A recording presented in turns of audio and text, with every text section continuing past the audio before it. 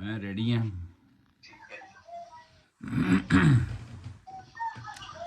सो हाँ जी,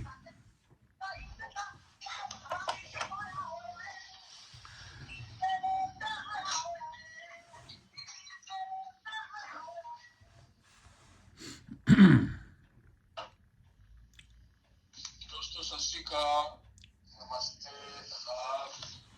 तो ਆਪਾਂ ਆਪਣਾ ਸ਼ੁਰੂ ਕਰਦੇ ਹਾਂ ਸਰਦਾਰ ਡਾਕਟਰ ਗੁਰਦੀਪ ਸਿੰਘ ਸੰਧੂ ਸਾਹਿਬ ਉਹਨਾਂ ਦੇ ਨਾਲ ਤੇ ਉਹਨਾਂ ਦੇ ਕੋਲੋਂ ਆਪਾਂ ਅਗਲੀਆਂ ਜਾਣਕਾਰੀਆਂ ਜੋ ਲੜੀਵਾਰ ਪ੍ਰੋਗਰਾਮ ਚੱਲ ਰਿਹਾ ਸਾਨੂੰ ਉਹ ਮੁੜ ਕੇ ਆਪਣੇ ਉਸ ਪ੍ਰੋਗਰਾਮ ਦੇ ਨਾਲ ਜੋੜਨਗੇ ਤੇ ਸੁਣਦੇ ਰਹੋ। ਡਾਕਟਰ ਸਾਹਿਬ ਦੇ ਨਾਲ ਆਪਾਂ ਸ਼ੁਰੂਆਤ ਕਰਦੇ। ਡਾਕਟਰ ਸਾਹਿਬ ਸਤਿ ਸ਼੍ਰੀ ਅਕਾਲ। सत श्री अकाल जी सरदर्शन सिंह जी, सत श्री अकाल ਤੁਹਾਨੂੰ ਵੀ ਤੇ ਤਾਰੇ ਸਰੋਤਿਆਂ ਨੂੰ ਵੀ ਬਹੁਤ ਨਿੱਘੀ ਪਿਆਰ ਭਰੀ ਸਤਿ श्री अकाल। मैं हाज़र हो गया ਤੁਹਾਡਾ ਰੋਜ਼ਾਨਾ ਵਾਲਾ ਪ੍ਰੋਗਰਾਮ ਲੈ ਕੇ, ਔਰ ਜਿਸ ਤਰ੍ਹਾਂ ਅਸੀਂ ਇਸ ਸਰੀਰ ਦੀ ਇਸ ਜੀਵਨ ਦੀ ਕਥਾ ਸ਼ੁਰੂ ਕੀਤੀ ਹੋਈ ਹੈ, ਉਸ ਕਥਾ ਨੂੰ ਅਸੀਂ ਅੱਗੇ ਤੋਰ ਰਹੇ ਹਾਂ। ਅਸੀਂ ਕੱਲ ਸ਼ੁਰੂ ਕੀਤਾ ਸੀ ਨਵਾਂ ਸਿਸਟਮ, ਇੰਡੋਕਰਾਈਨ ਸਿਸਟਮ। ਤੋ ਇੰਡੋਕਰਾਈਨ ਸਿਸਟਮ ਨੂੰ ਅਸੀਂ ਇਸ ਤਰ੍ਹਾਂ ਡਿਸਕ੍ਰਾਈਬ ਕੀਤਾ ਸੀ ਵੀ ਸਾਰੇ ਅੰਗ ਹੀ ਆਂਦੇ ਨੇ ਵੀ ਮੈਂ ਬਹੁਤ ਜ਼ਰੂਰੀ ਹਾਂ ਜੀਵਨ ਵਾਸਤੇ, ਮੈਂ ਬਹੁਤ ਜ਼ਰੂਰੀ ਹਾਂ ਜੀਵਨ ਵਾਸਤੇ, ਪਰ ਇੰਡੋਕਰਾਈਨ ਸਿਸਟਮ ਕਹਿੰਦਾ ਵੀ ਜੇ ਮੈਂ ਨਾ ਹੋਵਾਂ ਤਾਂ ਤੁਸੀਂ ਸਾਰੇ ਹੀ ਵਿਅਰਥ ਹੋ, ਤੁਹਾਡਾ ਕੰਮ ਵਿਅਰਥ ਹੈਗਾ ਆ। ਇਹ ਇਸ ਤਰ੍ਹਾਂ ਦਾ ਕੰਮ ਹੈ ਵੀ ਜਿਹਦਾ ਆਪਣਾ ਮਾਲ ਡੰਗਰ ਤੇ ਹੈ ਨਹੀਂ, ਪਰ ਲੋਕਾਂ ਦਾ ਮਾਲ ਡੰਗਰ ਇਕੱਠਾ ਕਰਕੇ ਤੇ ਉਹ ਉਹਨਾਂ ਨੂੰ ਚਰਾਉਣ ਚਲੇ ਜਾਂਦਾ ਹੈਗਾ। ਸਾਰਿਆਂ ਲੋਕਾਂ ਦਾ ਹੀ, ਸਾਰੇ ਜਿੰਨੇ ਵੀ ਅੰਗ ਨੇ ਅਲੱਗ-ਅਲੱਗ ਸਰੀਰ ਦੇ ਵਿੱਚ, ਜਿਨ੍ਹਾਂ ਦੀ ਅਲੱਗ-ਅਲੱਗ ਕਾਰਕਰਦਗੀ ਹੈ, ਅਲੱਗ ਕੰਮ ਕਰਦੇ ਨੇ ਉਹ। ਜਿਸ ਤਰ੍ਹਾਂ ਬੱਚੇਦਾਨੀ ਦਾ ਕੰਮ ਹੈ ਬੱਚੇ ਪੈਦਾ ਕਰਨਾ, ਟੈਸਟਸ ਦਾ ਕੰਮ ਹੈ ਸਪਰਮ ਪੈਦਾ ਕਰਨਾ, ਓਵਰੀ ਦਾ ਕੰਮ ਹੈ ਓਵੂਲੇਸ਼ਨ ਕਰਵਾਉਣਾ ਜਾਂ ਓਵਮ ਪੈਦਾ ਕਰਨਾ। ਇਸੇ ਤਰ੍ਹਾਂ ਵੱਖ-ਵੱਖ ਅੰਗਾਂ ਦੇ ਵੱਖ-ਵੱਖ ਕੰਮ ਹੈਗੇ ਆ, ਪਰ ਐਂਡੋਕਰਾਈਨ ਕਹਿੰਦਾ ਉਹ ਭਾਈ ਮੇਰੇ ਬਿਨਾਂ ਤਾਂ ਤੁਸੀਂ ਨਿਕੰਮੇ ਹੀ ਹੋ, ਤੁਹਾਡੀਆਂ ਮੱਝਾਂ ਘਰੇ ਬੰਨੀਆਂ ਰਹਿ ਜਾਣੀਆਂ, ਇਹਨਾਂ ਨੂੰ ਚਰਾਉਣ ਵਾਸਤੇ ਕੋਈ ਨਹੀਂ ਹੋਣਾ, ਔਰ ਉਹ ਮੈਂ ਹਾਂ। ਸੋ ਇਹ ਇੱਕ ਐਸਾ ਇੰਡੋਕਰਾਈਨ ਸਿਸਟਮ ਹੈ ਜਿਹੜਾ ਸਾਰੇ ਸਰੀਰ ਦੇ ਵਿੱਚ ਫੈਲਿਆ ਹੋਇਆ ਹੈ। ਇੰਡੋਕਰਾਈਨ ਜੋ ਪੈਦਾ ਕਰਦੇ ਨੇ, ਅਸੀਂ ਉਹਨਾਂ ਨੂੰ ਕਹਿੰਦੇ ਹਾਂ ਹਾਰਮੋਨਸ।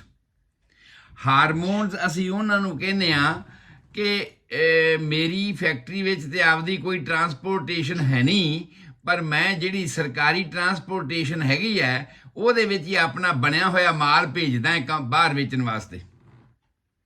ਇੰਡੋਕਰਾਈਨ ਸਿਸਟਮ ਜਿਹੜਾ ਆ, ਇਹਦੀ ਕੋਈ ਸਪੈਸੀਫਿਕ ਨਾਲੀ ਨਹੀਂ, ਸਪੈਸੀਫਿਕ ਕੋਈ ਟਰੈਕ ਨਹੀਂ ਹੈਗਾ। ਜਿਸ ਤਰ੍ਹਾਂ ਡਾਈਜੈਸਟਿਵ ਸਿਸਟਮ ਦਾ ਟਰੈਕ ਅਸੀਂ ਦੱਸਿਆ ਸੀਗਾ ਕਿ ਮੂੰਹ ਤੋਂ ਲੈ ਕੇ ਟੱਟੀ ਵਾਲੇ ਰਸਤੇ ਤੱਕ ਇੱਕ ਲੰਬਾ ਟਰੈਕ ਹੈਗਾ ਆ, ਅਲੱਗ-ਅਲੱਗ ਹਿੱਸੇ, ਅਲੱਗ-ਅਲੱਗ ਅੰਗ ਉਹਦੇ ਵਿੱਚ ਆਉਂਦੇ ਨੇ, ਪਰ ਸਿਸਟਮ ਇੱਕ ਆ। ਸਿਸਟਮ ਇੱਕ ਆ, ਉਹ ਸਿਸਟਮ ਦੇ ਅੰਦਰ ਆਉਣ ਵਾਲੇ ਇਹ ਸਾਰੇ ਅੰਗ ਸੀ। ਇਸੇ ਤਰ੍ਹਾਂ ਹੀ ਅਸੀਂ ਹਾਰਟ ਦੀ ਸਰਕੂਲੇਟਰੀ ਸਿਸਟਮ ਦੀ ਗੱਲ ਕੀਤੀ ਸੀ ਤੇ ਅਸੀਂ ਇਹ ਕਿਹਾ ਸੀ ਕਿ ਹਾਰਟ ਤੋਂ ਖੂਨ ਜਾਂਦਾ ਆ, ਹਾਰਟ ਨੂੰ ਵਾਪਸ ਆਉਂਦਾ ਆ, ਸਾਰੇ ਸਰੀਰ ਵਿੱਚ ਫੈਲਦਾ ਆ। ਪਰ ਇੰਡੋਕਰਾਈਨ ਸਿਸਟਮ ਜਿਹੜਾ ਇੰਨਾ ਦਾਅਵਾ ਕਰਦਾ ਆ ਤੇ ਕਹਿੰਦਾ ਵੀ ਮੈਂ ਤਾਂ ਬਹੁਤ ਜ਼ਰੂਰੀ ਕੰਮ ਕਰਦਾ, ਇਹਦੇ ਬਿਨਾਂ ਤੁਹਾਡਾ ਤੇ ਕੰਮ ਚੱਲ ਹੀ ਨਹੀਂ ਸਕਦਾ। ਉਸ ਠੀਕ ਹੈ ਜੀ, ਉਸ ਸਿਸਟਮ ਦੇ ਆਪਣਾ ਕੋਈ ਚੈਨਲ ਹੀ ਹੈ ਨਹੀਂ, ਆਪਣੀ ਕੋਈ ਉਹਦੀ ਕਾਰਵਾਈ ਇਸ ਤਰ੍ਹਾਂ ਦੀ ਹੈ ਨਹੀਂ ਕਿ ਸਪੈਸ਼ਲ ਟਰਾਂਸਪੋਰਟੇਸ਼ਨ ਉਹਦੀ ਹੋਵੇ। ਜਿਵੇਂ ਹਾਰਟ ਦੀ ਆਪਣੀ ਟਰਾਂਸਪੋਰਟੇਸ਼ਨ ਹੈ, ਬਲੱਡ ਵੈਸਲਸ ਨੇ, ਖੂਨ ਦੀਆਂ ਨਾੜੀਆਂ ਨੇ, ਡਾਈਜੈਸਟਿਵ ਸਿਸਟਮ ਦਾ ਆਪਣਾ ਇੱਕ ਐਲੀਮੈਂਟਰੀ ਕਨਾਲ ਹੈਗੀ ਹੈ, ਉਸ ਸਾਰੇ ਦੇ ਵਿੱਚ ਉਹ ਜਾਂਦਾ ਹੈ। ਬਾਕੀ ਹੋਰ ਸਿਸਟਮਾਂ ਦੀ ਵੀ ਜਿਵੇਂ ਅਸੀਂ ਗੱਲਾਂ ਕਰਾਂਗੇ, ਯੂਰੀਨਰੀ ਸਿਸਟਮ ਦੀ ਗੱਲ ਕਰਾਂਗੇ ਤੇ ਉਹਦਾ ਆਪਣਾ ਇੱਕ ਟਰੈਕ ਹੈਗਾ ਆ, ਜਿਹਦੇ ਰਾਹੀਂ ਉਹ ਸਾਰੀ ਉਹਦੀ ਕਾਰਵਾਈ ਪੂਰੀ ਹੁੰਦੀ ਹੈ। ਪਰ ਇਹ ਇੱਕ ਐਸਾ ਸਿਸਟਮ ਹੈ ਇੰਡੋਕਰਾਈਨ ਦਾ ਜਿਹਦਾ ਆਪਣਾ ਕੋਈ ਟਰੈਕ ਨਹੀਂ ਹੈ, ਪਰ ਇਹ ਜੋ ਕੁਝ ਬਣਾਉਂਦਾ ਹੈ ਇਹਦੇ ਬਿਨਾਂ ਜੀਵਨ ਦਾ ਚੱਲਣਾ ਮੁਸ਼ਕਲ ਆ। ਨਾਰਮਲ ਹਾਲਾਤ ਵਿੱਚ ਜੀਵਨ ਨੂੰ ਚਲਾਉਣ ਵਾਸਤੇ ਇਹ ਇੰਡੋਕਰਾਈਨ ਸਿਸਟਮ ਬਹੁਤ ਵੱਡਾ ਯੋਗਦਾਨ ਪਾਉਂਦਾ ਆ। ਅਸੀਂ ਕੱਲ੍ਹ ਦੇ ਆਪਣੇ ਲੈਕਚਰ ਦੇ ਵਿੱਚ ਇੱਕ ਸ਼ਾਰਟ ਬਿਊਰੋ ਅੱਧਾ ਦਿੱਤਾ ਸੀ, ਅਜੇ ਪੂਰਾ ਡਿਟੇਲ ਮੈਂ ਨਹੀਂ ਸੀ ਕਰ ਸਕਿਆ ਕਿਉਂਕਿ ਸਮੇਂ ਦੇ ਮੁਤਾਬਕ ਅਸੀਂ, ਇਹ ਵੀ ਨਹੀਂ ਹੈਗਾ ਵੀ ਮੈਂ ਲੈਕਚਰ ਹੀ ਪੂਰਾ ਕਰਨਾ ਹੈ। ਮੇਰਾ ਮਤਲਬ ਇਹ ਆ ਕਿ ਜੋ ਮੈਂ ਕਹਾਂ ਉਹ ਤੁਹਾਡੇ ਦਿਮਾਗ ਤੱਕ ਪਹੁੰਚੇ, ਉਹ ਤੁਸੀਂ ਸਮਝੋ। ਔਰ ਅੱਗੇ ਆਉਣ ਵਾਲੇ ਸਮੇਂ ਦੇ ਵਿੱਚ ਤੁਹਾਨੂੰ ਅਗਰ ਉਹੋ ਜਿਹੀਆਂ ਨਿਸ਼ਾਨੀਆਂ, ਉਹੋ ਜਿਹੀ ਗੱਲ ਜਾਂ ਉਸ ਤਰ੍ਹਾਂ ਦੀ ਕੋਈ ਬਿਮਾਰੀ ਸਾਹਮਣੇ ਪੇਸ਼ ਆਉਂਦੀ ਹੈ ਤੇ ਤੁਹਾਨੂੰ ਇਹ ਪਤਾ ਹੋਵੇ ਵੀ ਇਹ ਕਾਹਦੇ ਕਰਕੇ ਪੈਦਾ ਹੋ ਰਹੀ ਹੈ। ਇਸ ਕਰਕੇ ਮੈਂ ਇਸ ਸਿਸਟਮ ਨੂੰ ਬੜੇ ਸਲੋ ਚਲਾ ਰਿਹਾ ਹਾਂ। ਹਰੇਕ ਸਿਸਟਮ ਦੀ ਗੱਲ ਕਰਦਿਆਂ ਮੈਂ ਵਾਰ-ਵਾਰ ਉਹਨਾਂ ਗੱਲਾਂ ਨੂੰ ਰਿਪੀਟ ਕਰ ਰਿਹਾ ਹਾਂ ਤਾਂ ਕਿ ਤੁਸੀਂ ਸਾਰੇ ਸੁਣਨ ਵਾਲੇ ਇਹਨਾਂ ਗੱਲਾਂ ਨੂੰ ਸਮਝ ਲਓ, ਤੇ ਜਦੋਂ ਬਾਅਦ ਵਿੱਚ ਵੀ ਕਿਤੇ ਸੁਣੋ ਤੇ ਉਸ ਵੇਲੇ ਵੀ ਮੈਂ ਨਹੀਂ ਵੀ ਆ ਤੇ ਤੁਸੀਂ ਸੁਣੋ ਤੇ ਤੁਹਾਨੂੰ ਇਹ ਪਤਾ ਲੱਗੇ ਕਿ ਇਸ ਸਿਸਟਮ ਦੇ ਵਿੱਚ ਕੀ ਕੀ ਗੱਲਾਂ ਹੁੰਦੀਆਂ ਨੇ ਔਰ ਉਹਦੇ ਕੰਮ ਕੀ ਕੀ ਹੁੰਦੇ ਨੇ, ਤੇ ਜਿਹੜੀ ਮੇਰੇ ਸਰੀਰ ਦੇ ਵਿੱਚ ਕੋਈ ਨੁਕਸ ਪੈ ਗਿਆ ਆ ਉਹ ਕਿਸ ਕਰਕੇ ਪਿਆ ਹੋਊਗਾ, ਉਹਦੇ ਪਾਸ ਤੇ ਜ਼ਿੰਮੇਵਾਰ ਕੌਣ ਹੋਣਗੇ, ਤੇ ਉਹਨਾਂ ਜ਼ਿੰਮੇਵਾਰਾਂ ਦੀ ਨਿਸ਼ਾਨਦੇਹੀ ਤੁਸੀਂ ਕਰ ਸਕੋਗੇ। ਔਰ ਫਿਰ ਸਿੱਧਾ ਨਿਸ਼ਾਨੇ ਤੇ ਤੁਹਾਡਾ ਇਲਾਜ ਜਿਹੜਾ ਆ, ਚਾਹੇ ਉਹ ਡਾਕਟਰ ਹੋਵੇ ਤੇ ਚਾਹੇ ਤੁਸੀਂ ਆਪ ਹੋਵੋ, ਉਸ ਅੰਗ ਦੇ ਪ੍ਰਾਪਰ ਡਾਇਗਨੋਸਿਸ ਕਰਕੇ, ਜਾਣਕਾਰੀ ਕਰਕੇ ਤੇ ਉਹਦਾ ਇਲਾਜ ਤੁਸੀਂ ਪ੍ਰਾਪਰ ਵੇ ਤੇ ਕਰ ਸਕਦੇ ਹੋ। ਸੋ ਇਸ ਕਰਕੇ ਇਹ ਜਾਣਕਾਰੀਆਂ ਜਿਹੜੀਆਂ ਨੇ ਉਹ ਤੁਹਾਡੇ ਵਾਸਤੇ ਬਹੁਤ ਜ਼ਰੂਰੀ ਨੇ। ਮੈਂ ਥੋੜੇ ਲਫ਼ਜ਼ਾਂ ਦੇ ਵਿੱਚ ਦੁਹਰਾ ਦਿਆਂ ਜੋ ਪਿੱਛੇ ਮੈਂ ਕੱਲ ਕਿਹਾ ਸੀਗਾ ਵੀ ਹਾਰਮੋਨਸ ਸਰੀਰ ਦੇ ਸਾਰੇ ਹੀ ਐਕਸ਼ਨ ਉਹਨਾਂ ਵਾਸਤੇ ਜ਼ਿੰਮੇਵਾਰ ਕਾਰਵਾਈਆਂ ਕਰਵਾਉਣ ਲਈ ਇਹ ਇੱਕ ਐਸਾ ਸਿਸਟਮ ਹੈ ਜਿਹਦੇ ਵਾਸਤੇ ਇਹ ਆਪਣਾ, ਜਿਵੇਂ ਨਹਿਰ ਹੁੰਦੀ ਹੈ ਤੇ ਨਹਿਰ 'ਚ ਪਾਣੀ ਆਉਂਦਾ ਹੈ ਤੇ ਨਹਿਰ ਦੇ ਰਾਹੀਂ ਉਸੇ ਪਾਣੀ ਦੇ ਵਿੱਚ ਅਸੀਂ ਖਾਦ ਮਿਲਾ ਕੇ ਤੇ ਭੇਜਦੇ ਹਾਂ ਤੇ ਉਹ ਸਾਰੀ ਖੇਤਾਂ ਦੇ ਵਿੱਚ ਖਾਦ ਵੀ ਚਲੀ ਜਾਂਦੀ ਆ।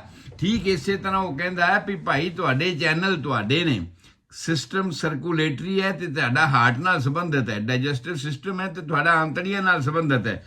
ਪਰ ਇਹਨਾਂ ਆਂਤੜੀਆਂ ਦੇ ਅੰਦਰ ਜੋ ਕਾਰਵਾਈਆਂ ਤੁਸੀਂ ਕਹਿੰਦੇ ਜੇ ਹੋਣੀਆਂ ਨੇ ਉਹ ਮੇਰੇ ਬਿਨਾਂ ਨਹੀਂ ਹੋਣੀਆਂ। ਮੈਂ ਉਹਨਾਂ ਨੂੰ ਸੁਚੇਤ ਕਰਨਾ ਹੈ ਅੰਗਾਂ ਨੂੰ ਕਿ ਤੁਸੀਂ ਭਾਈ ਇਨਸੂਲਿਨ ਪੈਦਾ ਕਰੋ ਜਾਂ ਤੁਸੀਂ ਭਾਈ ਇਹ ਪ੍ਰੋਟੈਕਸ਼ਨ ਕਰੋ। ਸੋ ਉਹ ਸਾਰੀ ਗੱਲ ਜਿਹੜੀ ਹੈ ਇਸ ਹਾਰਮੋਨਲ ਸਿਸਟਮ ਦੇ ਕਰਕੇ ਹੁੰਦੀ ਹੈ। ਹਾਰਮੋਨਸ ਅਸੀਂ ਕਹਿੰਦੇ ਹੀ ਉਹਨਾਂ ਨੂੰ ਆ ਜਿਨ੍ਹਾਂ ਦਾ ਆਪਣਾ ਕੋਈ ਟਰੈਕ ਨਹੀਂ ਹੈ, ਪਰ ਉਹਨਾਂ ਦਾ ਅਸਰ ਹਰ ਥਾਂ ਤੇ ਪਹੁੰਚਦਾ ਇਸੇ ਤਰ੍ਹਾਂ ਹੀ ਹੈ ਜਿਸ ਤਰ੍ਹਾਂ ਤੁਸੀਂ ਮੇਰੇ ਘਰੇ ਰੋਜ਼ਾਨਾ ਹੀ ਬਣਾ ਕੇ ਤੇ ਖੀਰ ਭੇਜਦੇ ਹੋ ਤੇ ਮੈਂ ਜਿਸ ਕੌਲੀ ਵਿੱਚ ਤੁਸੀਂ ਖੀਰ ਭੇਜੋ ਉਸੇ ਕੌਲੀ ਦੇ ਵਿੱਚ ਹੀ ਮੈਂ ਕਹਾਂ ਚੱਲ ਖਾਲੀ ਕੀ ਭੇਜਣੀ, ਮੈਂ ਇਹ ਬਣਾਇਆ ਜੋ ਕੁਝ ਹਾਰਮੋਨ ਇਹ ਮੈਂ ਤੁਹਾਨੂੰ ਭੇਜ ਦਿੰਦਾ। ਔਰ ਉਹ ਹਾਰਮੋਨ ਇੰਨੇ ਜ਼ਰੂਰੀ ਹੁੰਦੇ ਨੇ ਕਿ ਜਿਹਦੇ ਬਿਨਾਂ ਕੰਮ ਚੱਲਣਾ ਬਹੁਤ ਮੁਸ਼ਕਲ ਹੈਗਾ। ਸੋ ਇਸ ਤਰ੍ਹਾਂ ਕਰਕੇ ਅਸੀਂ ਇੰਡੋਕਰਾਈਨ ਸਿਸਟਮ ਦੀ ਵਿਆਖਿਆ ਇਸ ਤਰ੍ਹਾਂ ਕਰ ਰਹੇ ਹਾਂ ਵੀ ਬਹੁਤ ਜ਼ਰੂਰੀ ਸਰੀਰ ਦਾ ਸਿਸਟਮ ਹੈ ਜਿਹੜਾ ਸਾਰੇ ਅੰਗਾਂ ਨੂੰ ਨਾਰਮਲ ਚਲਾਉਣ ਵਾਸਤੇ, ਉਹਨਾਂ ਦੀ ਸਾਰੀ ਕਾਰਕਰਦਗੀ ਨਾਰਮਲ ਚਲਾਉਣ ਵਾਸਤੇ ਆਪਣਾ ਯੋਗਦਾਨ ਪਾਉਂਦਾ ਆ। ਔਰ ਇਹਦੇ ਵਿੱਚ ਸਿਰ ਤੋਂ ਲੈ ਕੇ ਪੇਟ ਤੱਕ ਜਿੰਨੇ ਵੀ ਥਾਂ ਨੇ ਅਲੱਗ-ਅਲੱਗ, ਉਹਨਾਂ ਥਾਵਾਂ ਦੇ ਉੱਪਰ ਇਸ ਤਰ੍ਹਾਂ ਦੀਆਂ ਗਿਲਟੀਆਂ ਲੱਗੀਆਂ ਹੋਈਆਂ ਨੇ ਜਿਨ੍ਹਾਂ ਗਿਲਟੀਆਂ ਦੇ ਵਿੱਚੋਂ ਸਿਕਰੀਸ਼ਨ ਨਿਕਲਦਾ। ਜਿਸ ਤਰ੍ਹਾਂ ਸਾਡੇ ਮੂੰਹ ਦੇ ਵਿੱਚ ਗਿਲਟੀਆਂ ਨੇ, ਜਿਸ ਤਰ੍ਹਾਂ ਤੁਸੀਂ ਕਹਿ ਸਕਦੇ ਹੋ ਸਬਲਿੰਗੁਅਲ ਗਲੈਂਡਸ ਹੈਗੇ ਨੇ, ਪੈਰੋਟਿਡ ਗਲੈਂਡਸ ਹੈਗੇ ਨੇ ਜਿਹਨਾਂ ਨੂੰ ਅਸੀਂ ਟੌਂਸਲ ਕਹਿੰਦੇ ਆ। ਮੂੰਹ 'ਚ ਥੁੱਕ ਆਉਣ ਵਾਲੇ ਜਿਹੜੇ ਨੇ ਗਲੈਂਡਸ ਨੇ ਵੈਸਟੀਬੂਲਰ ਗਲੈਂਡਸ ਨੇ, ਜਿਹੜੇ ਸਾਡੇ ਬੁੱਲ੍ਹਾਂ ਦੇ ਅੰਦਰਲੇ ਪਾਸੇ ਮੂੰਹ ਤੇ ਦੰਦਾਂ ਦੇ ਵਿਚਕਾਰ ਏਰੀਆ ਬਣਦਾ ਉਹਨੂੰ ਅਸੀਂ ਵੈਸਟੀਬੂਲਰ ਏਰੀਆ ਕਹਿੰਦੇ ਆ। ਉਹਦੇ ਵਿੱਚ ਗਲੈਂਡ ਨੇ ਤੇ ਉਹ ਸਿਕਰੀਸ਼ਨ ਪੈਦਾ ਕਰਦੇ ਨੇ। ਉਹਨਾਂ ਸਿਕਰੀਸ਼ਨ ਦੇ ਪੈਦਾ ਕਰਕੇ ਹੀ ਬਹੁਤ ਸਾਰੀਆਂ ਕਾਰਵਾਈਆਂ ਸਾਡੀਆਂ ਡਾਈਜੈਸ਼ਨ ਦੀਆਂ ਹੁੰਦੀਆਂ ਨੇ, ਬਹੁਤ ਸਾਰੀਆਂ ਕਾਰਵਾਈਆਂ ਸਾਡੀਆਂ ਪ੍ਰੋਟੈਕਸ਼ਨ ਦੀਆਂ ਹੁੰਦੀਆਂ ਨੇ। ਮੂੰਹ ਦੀ ਪ੍ਰੋਟੈਕਸ਼ਨ ਹੁੰਦੀ ਉਹਦੇ ਨਾਲ, ਔਰ ਜਿਹੜੀਆਂ ਬਹੁਤ ਜ਼ਿਆਦਾ ਗਰਮ ਚੀਜ਼ਾਂ ਨੇ ਉਹਨਾਂ ਨੂੰ ਠੰਡਾ ਕਰਨ ਵਾਸਤੇ ਇਹਨਾਂ ਦਾ ਯੋਗਦਾਨ ਹੁੰਦਾ। ਠੀਕ ਇਸੇ ਤਰ੍ਹਾਂ ਹੀ ਹਰ ਅੰਗ ਦੇ ਵਿੱਚ ਜਿੱਥੇ ਵੀ ਕੋਈ ਹਾਰਮੋਨ ਲੱਗਿਆ ਹੋਇਆ ਹੈ, ਗਿਲਟੀ ਲੱਗੀ ਹੋਈ ਹੈ, ਉਹਦਾ ਹਾਰਮੋਨ ਜਦੋਂ ਪੈਦਾ ਹੁੰਦਾ ਆ ਤੇ ਉਹਨਾਂ ਥਾਵਾਂ ਤੇ ਜਾ ਕੇ ਇਹ ਪ੍ਰੋਟੈਕਸ਼ਨ ਵੀ ਕਰਦਾ ਆ ਤੇ ਐਕਟੀਵੇਟ ਵੀ ਕਰਦਾ ਆ। ਪ੍ਰੋਟੈਕਸ਼ਨ ਕਰਦਾ ਆ ਕਿ ਹੋਰ ਕੋਈ ਆ ਕੇ ਇਹਨੂੰ ਨੁਕਸਾਨ ਨਾ ਕਰ ਜਾਵੇ, ਔਰ ਕਾਰਕਰਦਗੀ ਵਾਸਤੇ ਐਕਟੀਵੇਟ ਕਰਦਾ ਆ ਕਿ ਨਹੀਂ ਇਹਦੇ ਬਿਨਾਂ ਕੰਮ ਨਹੀਂ ਚੱਲਣਾ। ਆ ਤੁਹਾਨੂੰ ਇਸ ਤਰ੍ਹਾਂ ਕਰਨਾ ਚਾਹੀਦਾ ਹੈ। ਭਾਵ ਸੁਚਾਰੂ ਰੂਪ ਨਾਲ ਚਲਾਉਣ ਵਾਸਤੇ ਸਾਡਾ ਇੱਕ ਗਾਈਡ, ਹੈਲਪ ਕਰਨ ਵਾਸਤੇ ਸਾਡਾ ਇੱਕ ਮਦਦਗਾਰ ਇੰਡੋਕਰਾਈਨ ਸਿਸਟਮ ਹੈ, ਜਿਹਦੇ ਬ੍ਰੇਨ ਦੇ ਵਿੱਚ ਅਸੀਂ ਵੇਖਿਆ ਸੀ ਵੀ 3 ਤਰ੍ਹਾਂ ਦੇ ਗਲੈਂਡ ਲੱਗੇ ਆ। ਔਰ 3 ਤਰ੍ਹਾਂ ਦੇ ਗਲੈਂਡ ਜਿਹੜੇ ਨੇ ਅਸੀਂ ਉਹਨਾਂ ਨੂੰ ਕਿਹਾ ਸੀ ਹਾਈਪੋਥੈਲਮਸ। ਬੇਸਿਕਲੀ ਹਾਈਪੋਥੈਲਮਸ ਉਹ ਬਜ਼ੁਰਗ ਬੰਦਾ ਆ ਜਿਹੜਾ ਅੱਗੇ ਆਉਣ ਵਾਲੀ ਆਪਣੀ ਜਨਰੇਸ਼ਨ ਸਾਰੀ ਨੂੰ ਹੀ ਆਸ਼ੀਰਵਾਦ ਦਿੰਦਾ ਆ। ਔਰ ਸਾਰੀ ਨੂੰ ਆਸ਼ੀਰਵਾਦ ਦੇ ਕੇ ਚਲਾਉਂਦਾ ਆ। ਇਹ ਹਾਈਪੋਥੈਲਮਸ ਬ੍ਰੇਨ ਦੇ ਵਿੱਚ ਲੱਗਿਆ ਹੋਇਆ ਹੈ ਔਰ ਇਹਦਾ ਪਹਿਲਾ ਕੰਮ ਇਹ ਆ ਵੀ ਠੀਕ ਹੈ ਆਪਣੇ ਪੁੱਤਰ ਨੂੰ ਆਪਣੇ ਹੇਠਾਂ ਜਿਹੜਾ ਸਬਆਰਡੀਨੇਟ ਆ ਉਸ ਨੂੰ ਗਾਈਡ ਕਰਨਾ, ਤੇ ਇਹਦਾ ਸਬਆਰਡੀਨੇਟ ਹੈਗਾ ਪਿਚੁਇਟਰੀ ਗਲੈਂਡ। ਪਿਚੁਇਟਰੀ ਗਲੈਂਡ ਤੋਂ ਥੱਲੇ ਹੋ ਜਾਂਦਾ ਪੀਨੀਅਲ ਗਲੈਂਡ। ਇਹਨਾਂ ਦੀ ਸਾਰੀ ਕਾਰਕਰਦਗੀ ਮੈਂ ਕੱਲ ਦੱਸ ਚੁੱਕਿਆ, ਮੈਂ ਉਹਦੇ ਉੱਤੇ ਟਾਈਮ ਨਹੀਂ ਲਾਵਾਂਗਾ। ਔਰ ਇਹ ਹਾਈਪੋਥੈਲਮਸ ਹੋਇਆ ਜਿਹਨੇ ਪਿਚੁਇਟਰੀ ਨੂੰ ਸਟਿਮੂਲੇਟ ਕੀਤਾ। ਪਿਚੁਇਟਰੀ ਨੇ ਅੱਗੇ ਫਿਰ ਹੋਰ ਬਹੁਤ ਸਾਰੇ ਸਰੀਰ ਦੇ ਜਿਹੜੇ ਕੰਮ ਨੇ ਉਹਨਾਂ ਨੂੰ ਕਰਨ ਵਾਸਤੇ ਜਿਹੜੇ ਅਲੱਗ-ਅਲੱਗ ਅੰਗਾਂ ਦੇ ਵਿੱਚ ਇਹ ਗਲੈਂਡ ਲੱਗੇ ਹੋਏ ਨੇ, ਉਹਨਾਂ ਨੂੰ ਸੁਨੇਹਾ ਭੇਜਣਾ ਹੈ ਵੀ ਤੁਸੀਂ ਆਹ ਕੰਮ ਇਸ ਤਰ੍ਹਾਂ ਕਰ ਲਓ, ਆਹ ਕੰਮ ਇਸ ਤਰ੍ਹਾਂ ਕਰ ਲਓ, ਆਹ ਕੰਮ ਇਸ ਤਰ੍ਹਾਂ ਹੋਣਾ ਚਾਹੀਦਾ ਹੈ। ਤੇ ਜੇ ਇਹ ਸੁਸਤ ਹੋ ਗਿਆ ਤੇ ਤੁਸੀਂ ਇਹ ਸਮਝ ਕਰ ਲਓ ਵੀ ਉਹ ਸਾਰੇ ਕੰਮ ਧਰੇ ਧਰਾਏ ਰਹਿ ਜਾਂਦੇ ਨੇ, ਪੂਰਾ ਨਾਰਮਲ ਨਹੀਂ ਹੋਣਾ। ਜਿਸ ਤਰ੍ਹਾਂ ਓਵਰੀ ਦੇ ਵਿੱਚ ਇਹਨਾਂ ਨੇ ਓਵਮ ਪੈਦਾ ਕਰਨਾ ਹੈ, ਟੈਸਟਿਸ ਦੇ ਵਿੱਚ ਇਹਨਾਂ ਨੇ ਟੈਸਟੋਸਟਰਨ ਹਾਰਮੋਨ ਪੈਦਾ ਕਰਨੇ ਨੇ ਜਾਂ ਸਪਰਮ ਪੈਦਾ ਕਰਨੇ ਨੇ, ਪਿਸ਼ਾਬ ਨੂੰ ਵਾਰ-ਵਾਰ ਆਉਣ ਤੋਂ ਬਲੈਡਰ ਨੂੰ ਕੰਟਰੋਲ ਕਰਨਾ ਹੈ, ਜਾਂ ਜੇ ਘੱਟ ਆਉਂਦਾ ਤਾਂ, ਜੇ ਵੱਧ ਆਉਂਦਾ ਤਾਂ ਉਸ ਦੀ ਕੰਟਰੋਲਿੰਗ ਜਿਹੜੀ ਇਹ ਸਾਰੀ ਇਹਦੇ ਰਾਹੀਂ ਹੋਣੀ ਹੈ। ਇਸੇ ਤਰ੍ਹਾਂ ਸਾਡਾ ਜਿਹੜਾ ਹਾਰਟ ਸਿਸਟਮ ਹੈ ਉਸ ਨੂੰ ਕੰਟਰੋਲ ਕਰਨ ਵਾਸਤੇ ਇਹਨੇ ਬਲੱਡ ਪ੍ਰੈਸ਼ਰ ਨੂੰ ਕੰਟਰੋਲ ਕਰਨਾ ਹੈਗਾ ਆ। ਔਰ ਸਾਡੇ ਸਰੀਰ ਦੇ ਵਿੱਚ ਵਾਟਰ ਬੈਲੈਂਸ, ਖਾਸ ਤੌਰ ਤੇ ਇਹ ਬਹੁਤ ਜ਼ਰੂਰੀ ਗੱਲ ਹੈਗੀ ਆ ਕਿ ਜੇ ਅਸੀਂ ਪਾਣੀ ਪੀਂਦੇ ਆ ਤੇ ਉਸ ਪਾਣੀ ਨੇ ਸਾਰੇ ਸੈੱਲਾਂ ਦੇ ਵਿੱਚ ਜਾ ਕੇ ਉਹਨਾਂ ਦੀ ਸਫਾਈ ਨਾ ਕੀਤੀ ਤੇ ਫਿਰ ਸਾਰੇ ਸਰੀਰ ਦੇ ਵਿੱਚ ਹੀ ਗਾਰਬੇਜ ਇਕੱਠਾ ਹੋ ਜਾਏਗਾ, ਫਿਰ ਅਸੀਂ ਕੰਮ ਨਹੀਂ ਕਰ ਸਕਾਂਗੇ। ਔਰ ਜੇ ਪਾਣੀ ਜ਼ਿਆਦਾ ਨਿਕਲ ਗਿਆ ਤੇ ਤਾਂ ਵੀ ਉੱਥੇ ਡਰਾਈਨੈਸ ਹੋ ਜਾਏਗੀ, ਕੰਮ ਤਾਂ ਵੀ ਨਹੀਂ ਹੋਣਾ। ਤੇ ਜੇ ਪਾਣੀ ਜ਼ਿਆਦਾ ਇਕੱਠਾ ਹੋ ਗਿਆ ਸੈੱਲਾਂ ਦੇ ਵਿੱਚ ਤੇ ਕੰਮ ਤਾਂ ਵੀ ਨਹੀਂ ਹੋਣਾ। ਤੋ ਇਸ ਕਰਕੇ ਉਸ ਵਾਟਰ ਬੈਲੈਂਸ ਨੂੰ ਵੀ ਇਹ ਹਾਰਮੋਨ ਹੀ ਕੰਟਰੋਲ ਕਰਦੇ ਨੇ, ਜਿਨ੍ਹਾਂ ਦੇ ਕਰਕੇ ਸਾਡੀ ਆ ਜਿਹੜੀ ਬਾਡੀ ਹੈ ਨਾਰਮਲ ਹਾਲਾਤ ਵਿੱਚ ਰਹਿੰਦੀ ਹੈ। ਕਈ ਬੜੇ ਸੁੱਕੇ ਸੜੇ ਜਿਹੇ ਹੁੰਦੇ ਨੇ, ਬਿਲਕੁਲ ਹੱਡੀਆਂ ਦਾ ਢਾਂਚਾ ਹੀ ਪਾਣੀ ਪੂਰਾ ਹੀ ਨਹੀਂ ਹੁੰਦਾ ਉਹਨਾਂ ਦੇ ਸਰੀਰ ਵਿੱਚ, ਤੇ ਕਈਆਂ ਦਾ ਚਿਹਰਾ ਜਿਹੜਾ ਸੁੱਜਿਆ ਹੁੰਦਾ, ਅੱਖਾਂ ਥੱਲੇ ਸੋਜ ਪਈ ਹੁੰਦੀ, ਪੈਰਾਂ ਤੇ ਸੋਜ ਪਈ ਹੁੰਦੀ, ਲੱਤਾਂ ਤੇ ਸੋਜ ਪਈ ਹੁੰਦੀ ਹੈ। ਫੇਫੜਿਆਂ ਵਿੱਚ ਵੀ ਇਹ ਨਹੀਂ ਹੁੰਦਾ ਵੀ ਜਿਹੜੀ ਬਾਹਰ ਸਾਨੂੰ ਸੋਜ ਦਿਸ ਰਹੀ ਹੈ ਇਹ ਸਿਰਫ ਬਾਹਰ ਹੀ ਪੈਂਦੀ ਹੈ, ਨਹੀਂ, ਅੰਦਰ ਦੇ ਅੰਗਾਂ ਦੇ ਵਿੱਚ, ਆਂਤੜੀਆਂ ਦੇ ਵਿੱਚ ਵੀ ਐਵੇਂ ਹੀ ਸੋਜ ਹੁੰਦੀ ਹੈ। ਇਸੇ ਤਰ੍ਹਾਂ ਹੀ ਫੇਫੜਿਆਂ ਦੇ ਵਿੱਚ ਸੋਜ ਹੁੰਦੀ ਹੈ। ਇਸੇ ਤਰ੍ਹਾਂ ਹੀ ਹਾਰਟ ਦੇ ਮੈਂਬਰੇਨ ਜਿਹੜੇ ਨੇ ਅਸੀਂ ਗਿਣੇ ਸੀ ਪੈਰੀਕਾਰਡੀਅਮ ਵਗੈਰਾ, ਉਹਦੇ ਵਿੱਚ ਵੀ ਸੋਜ ਹੋ ਜਾਂਦੀ ਹੈ, ਭਾਵ ਕਿ ਪਾਣੀ ਇਕੱਠਾ ਹੋ ਜਾਂਦਾ। ਤੇ ਜੇ ਪਾਣੀ ਇਕੱਠਾ ਹੋ ਗਿਆ, ਇਸ ਪਿਚੁਇਟਰੀ ਨੇ ਆਪਣਾ ਕੰਮ ਨਾਰਮਲ ਨਹੀਂ ਕੀਤਾ ਜਿਹਨੇ ਨੇ ਵਾਟਰ ਨੂੰ ਬੈਲੈਂਸ ਕਰਨਾ ਸੀ, ਤੇ ਤੁਸੀਂ ਅੰਦਾਜ਼ਾ ਲਾ ਸਕਦੇ ਹੋ ਵੀ ਹਾਰਟ ਵੀ ਨਾਰਮਲ ਨਹੀਂ ਕੰਮ ਕਰੇਗਾ। ਫੇਫੜਿਆਂ ਨੇ ਵੀ ਆਪਣਾ ਕੰਮ ਨਾਰਮਲ ਨਹੀਂ ਕਰਨਾ, ਜਿੰਨਾ ਉਹਨੇ ਲੈਣਾ ਸੀ ਬਲੱਡ ਤੇ ਜਿੰਨੇ ਨੂੰ ਆਕਸੀਜਨ ਦੇ ਕੇ ਭੇਜਣਾ ਸੀ ਉਹ ਉਨੀ ਜਗ੍ਹਾ ਹੀ ਹੈ ਨਹੀਂ, ਕਿਉਂਕਿ ਪਾਣੀ ਉੱਥੇ ਜ਼ਿਆਦਾ ਹੈਗਾ ਹੈ। ਸੋ ਇਸ ਕਰਕੇ ਸਾਹ ਚੜ੍ਹਨ ਵਰਗੀਆਂ ਕੰਡੀਸ਼ਨਾਂ ਆਉਣੀਆਂ ਸ਼ੁਰੂ ਹੋ ਜਾਣਗੀਆਂ ਔਰ ਵਾਰ-ਵਾਰ ਇਹੋ ਜਿਹੀ ਖੰਘ ਆਉਣੀ ਸ਼ੁਰੂ ਹੋ ਜਾਏਗੀ, ਕਿਉਂਕਿ ਪਾਣੀ ਫੇਫੜਿਆਂ ਵਿੱਚ ਜ਼ਿਆਦਾ ਆ ਔਰ ਛਾਤੀ ਜਿਹੜੀ ਆ ਸਾਡੀ ਪੂਰੀ ਤਰ੍ਹਾਂ ਮੂਵ ਨਹੀਂ ਕਰ ਰਹੀ, ਉਸ ਪਾਣੀ ਨੂੰ ਕੱਢ ਰਹੀ। ਉਸ ਤੋਂ ਅੱਗੇ ਆਪਾਂ ਗੱਲ ਕੀਤੀ ਸੀ ਨੈਕ ਦੇ ਵਿੱਚ, ਤੇ ਨੈਕ ਦੇ ਵਿੱਚ ਸਾਡੇ ਥਾਇਰਾਇਡ ਗਲੈਂਡ ਹੁੰਦਾ ਹੈ, ਪੈਰਾਥਾਇਰਾਇਡ ਗਲੈਂਡ ਹੁੰਦੇ ਨੇ, ਔਰ ਇਹਨਾਂ ਦਾ ਕੰਮ ਬਹੁਤ ਮੇਜਰ ਕੰਮ ਹੈਗਾ ਹੈ, ਕਿਉਂਕਿ ਇਹ ਬ੍ਰੇਨ ਦੇ ਉੱਪਰ ਵਾਲੇ ਪਿਚੁਇਟਰੀ ਪੀਨੀਅਲ ਗਲੈਂਡਸ ਦੇ ਹਾਰਮੋਨਸ ਤੋਂ ਬਾਅਦ ਇਹ ਸਭ ਤੋਂ ਵੱਡਾ ਜੰਕਸ਼ਨ ਇਹ ਹੈ ਜਿਨ੍ਹਾਂ ਨੂੰ ਸਾਰਾ ਕੰਮ, ਜਿਵੇਂ ਸਟੇਟਾਂ ਦੇ ਵਿੱਚ ਗਵਰਨਰ ਨੂੰ ਕੰਮ ਸੌਂਪਿਆ ਜਾਂਦਾ ਹੈ ਨਾ, ਸੈਂਟਰ ਦੇ ਕਾਨੂੰਨ ਦੇ ਮੁਤਾਬਕ ਹੀ ਚੱਲਣਾ ਹੁੰਦਾ ਹੈ ਉਹਨੇ, ਪਰ ਸਾਰੀ ਜ਼ਿੰਮੇਵਾਰੀ ਇਸ ਤੋਂ ਅੱਗੇ ਉਹਦੀ ਹੁੰਦੀ ਹੈ। ਔਰ ਉਸ ਜ਼ਿੰਮੇਵਾਰੀ ਨੂੰ ਨਿਭਾਉਣ ਵਾਸਤੇ ਸਾਡਾ ਨੈਕ ਦੇ ਵਿੱਚ ਲੱਗਾ ਹੋਇਆ ਗਲੈਂਡ ਹੈ ਥਾਇਰਾਇਡ ਗਲੈਂਡ। ਦੋ ਹਿੱਸਿਆਂ ਵਿੱਚ ਵੰਡਿਆ, ਦੋਵੇਂ ਪਾਸੇ ਸਾਡੇ ਸਾਹਮਣੇ ਨਰਗਟ ਜਿਹਨੂੰ ਕਹਿੰਦੇ ਆ, ਹੱਡੀ ਜਿਹੜੀ ਸਾਡੀ ਦਿਸਦੀ ਹੈ ਗਲੇ ਦੇ ਵਿੱਚ, ਇਹਦੇ ਦੋਵੇਂ ਪਾਸੇ ਹੁੰਦਾ ਹੈ ਤੇ ਦੋਹਾਂ ਨੂੰ ਆਪਸ ਵਿੱਚ ਜੋੜਨ ਵਾਲੀ ਇੱਕ ਸ਼ੀਥ ਹੁੰਦੀ ਹੈ। ਔਰ ਇਸ ਗਲੈਂਡ ਦੇ ਕੰਮ ਅੱਗੇ ਸਮਝ ਲਓ ਵੀ ਜਿੰਨੇ ਵੀ ਗੋਨਾਡੋਟ੍ਰੋਫਨ ਹਾਰਮੋਨਸ ਹਨ, ਭਾਵ ਇਸ ਸਰੀਰ ਦੀ ਜਨਨ ਕਿਰਿਆ ਨੂੰ ਸੰਬੰਧਿਤ ਜਿੰਨੇ ਵੀ ਹਾਰਮੋਨ ਹਨ, ਆਦਮੀ ਦੇ ਜਾਂ ਔਰਤ ਦੇ, ਦੋਹਾਂ ਨੂੰ ਹੀ ਕੰਟਰੋਲ ਕਰਨਾ ਤੇ ਸੁਚਾਰੂ ਰੂਪ ਨਾਲ ਚਲਾਉਣਾ ਇਸ ਥਾਇਰਾਇਡ ਦਾ ਕੰਮ ਆਪਾਂ ਦੱਸਿਆ ਸੀਗਾ। ਇਹਦੇ ਥੱਲੇ ਹੀ ਹੁੰਦਾ ਥਾਇਰਾਇਡ ਦੇ ਪੈਰਾਥਾਇਰਾਇਡ ਗਲੈਂਡ। ਪੈਰਾਥਾਇਰਾਇਡ ਗਲੈਂਡ ਦੇ ਨਾਲ ਮਿਲ ਕੇ ਥਾਇਰਾਇਡ ਗਲੈਂਡ ਦਾ ਸਬਾਰਡੀਨੇਟ ਹੈ, ਉਹ ਸਬਾਰਡੀਨੇਟ ਹੋਣ ਕਰਕੇ ਇਹਦੇ ਪਿਛਲੇ ਪਾਸੇ ਹੁੰਦਾ ਆ। ਔਰ ਇਹਦਾ ਕੰਮ ਇਹ ਹੈ ਕਿ ਜਿਹੜੇ ਵੀ ਕੰਮ ਇਸ ਨੂੰ ਥਾਇਰਾਇਡ ਨੇ ਦੱਸਣੇ ਨੇ ਉਹ ਕੰਮ ਇਸ ਨੇ ਕਰਨੇ ਨੇ। ਸਰੀਰ ਦੇ ਮੈਟਾਬੋਲਿਜ਼ਮ ਨੂੰ ਇਸ ਨੇ ਕੰਟਰੋਲ ਕਰਨਾ ਹੈ।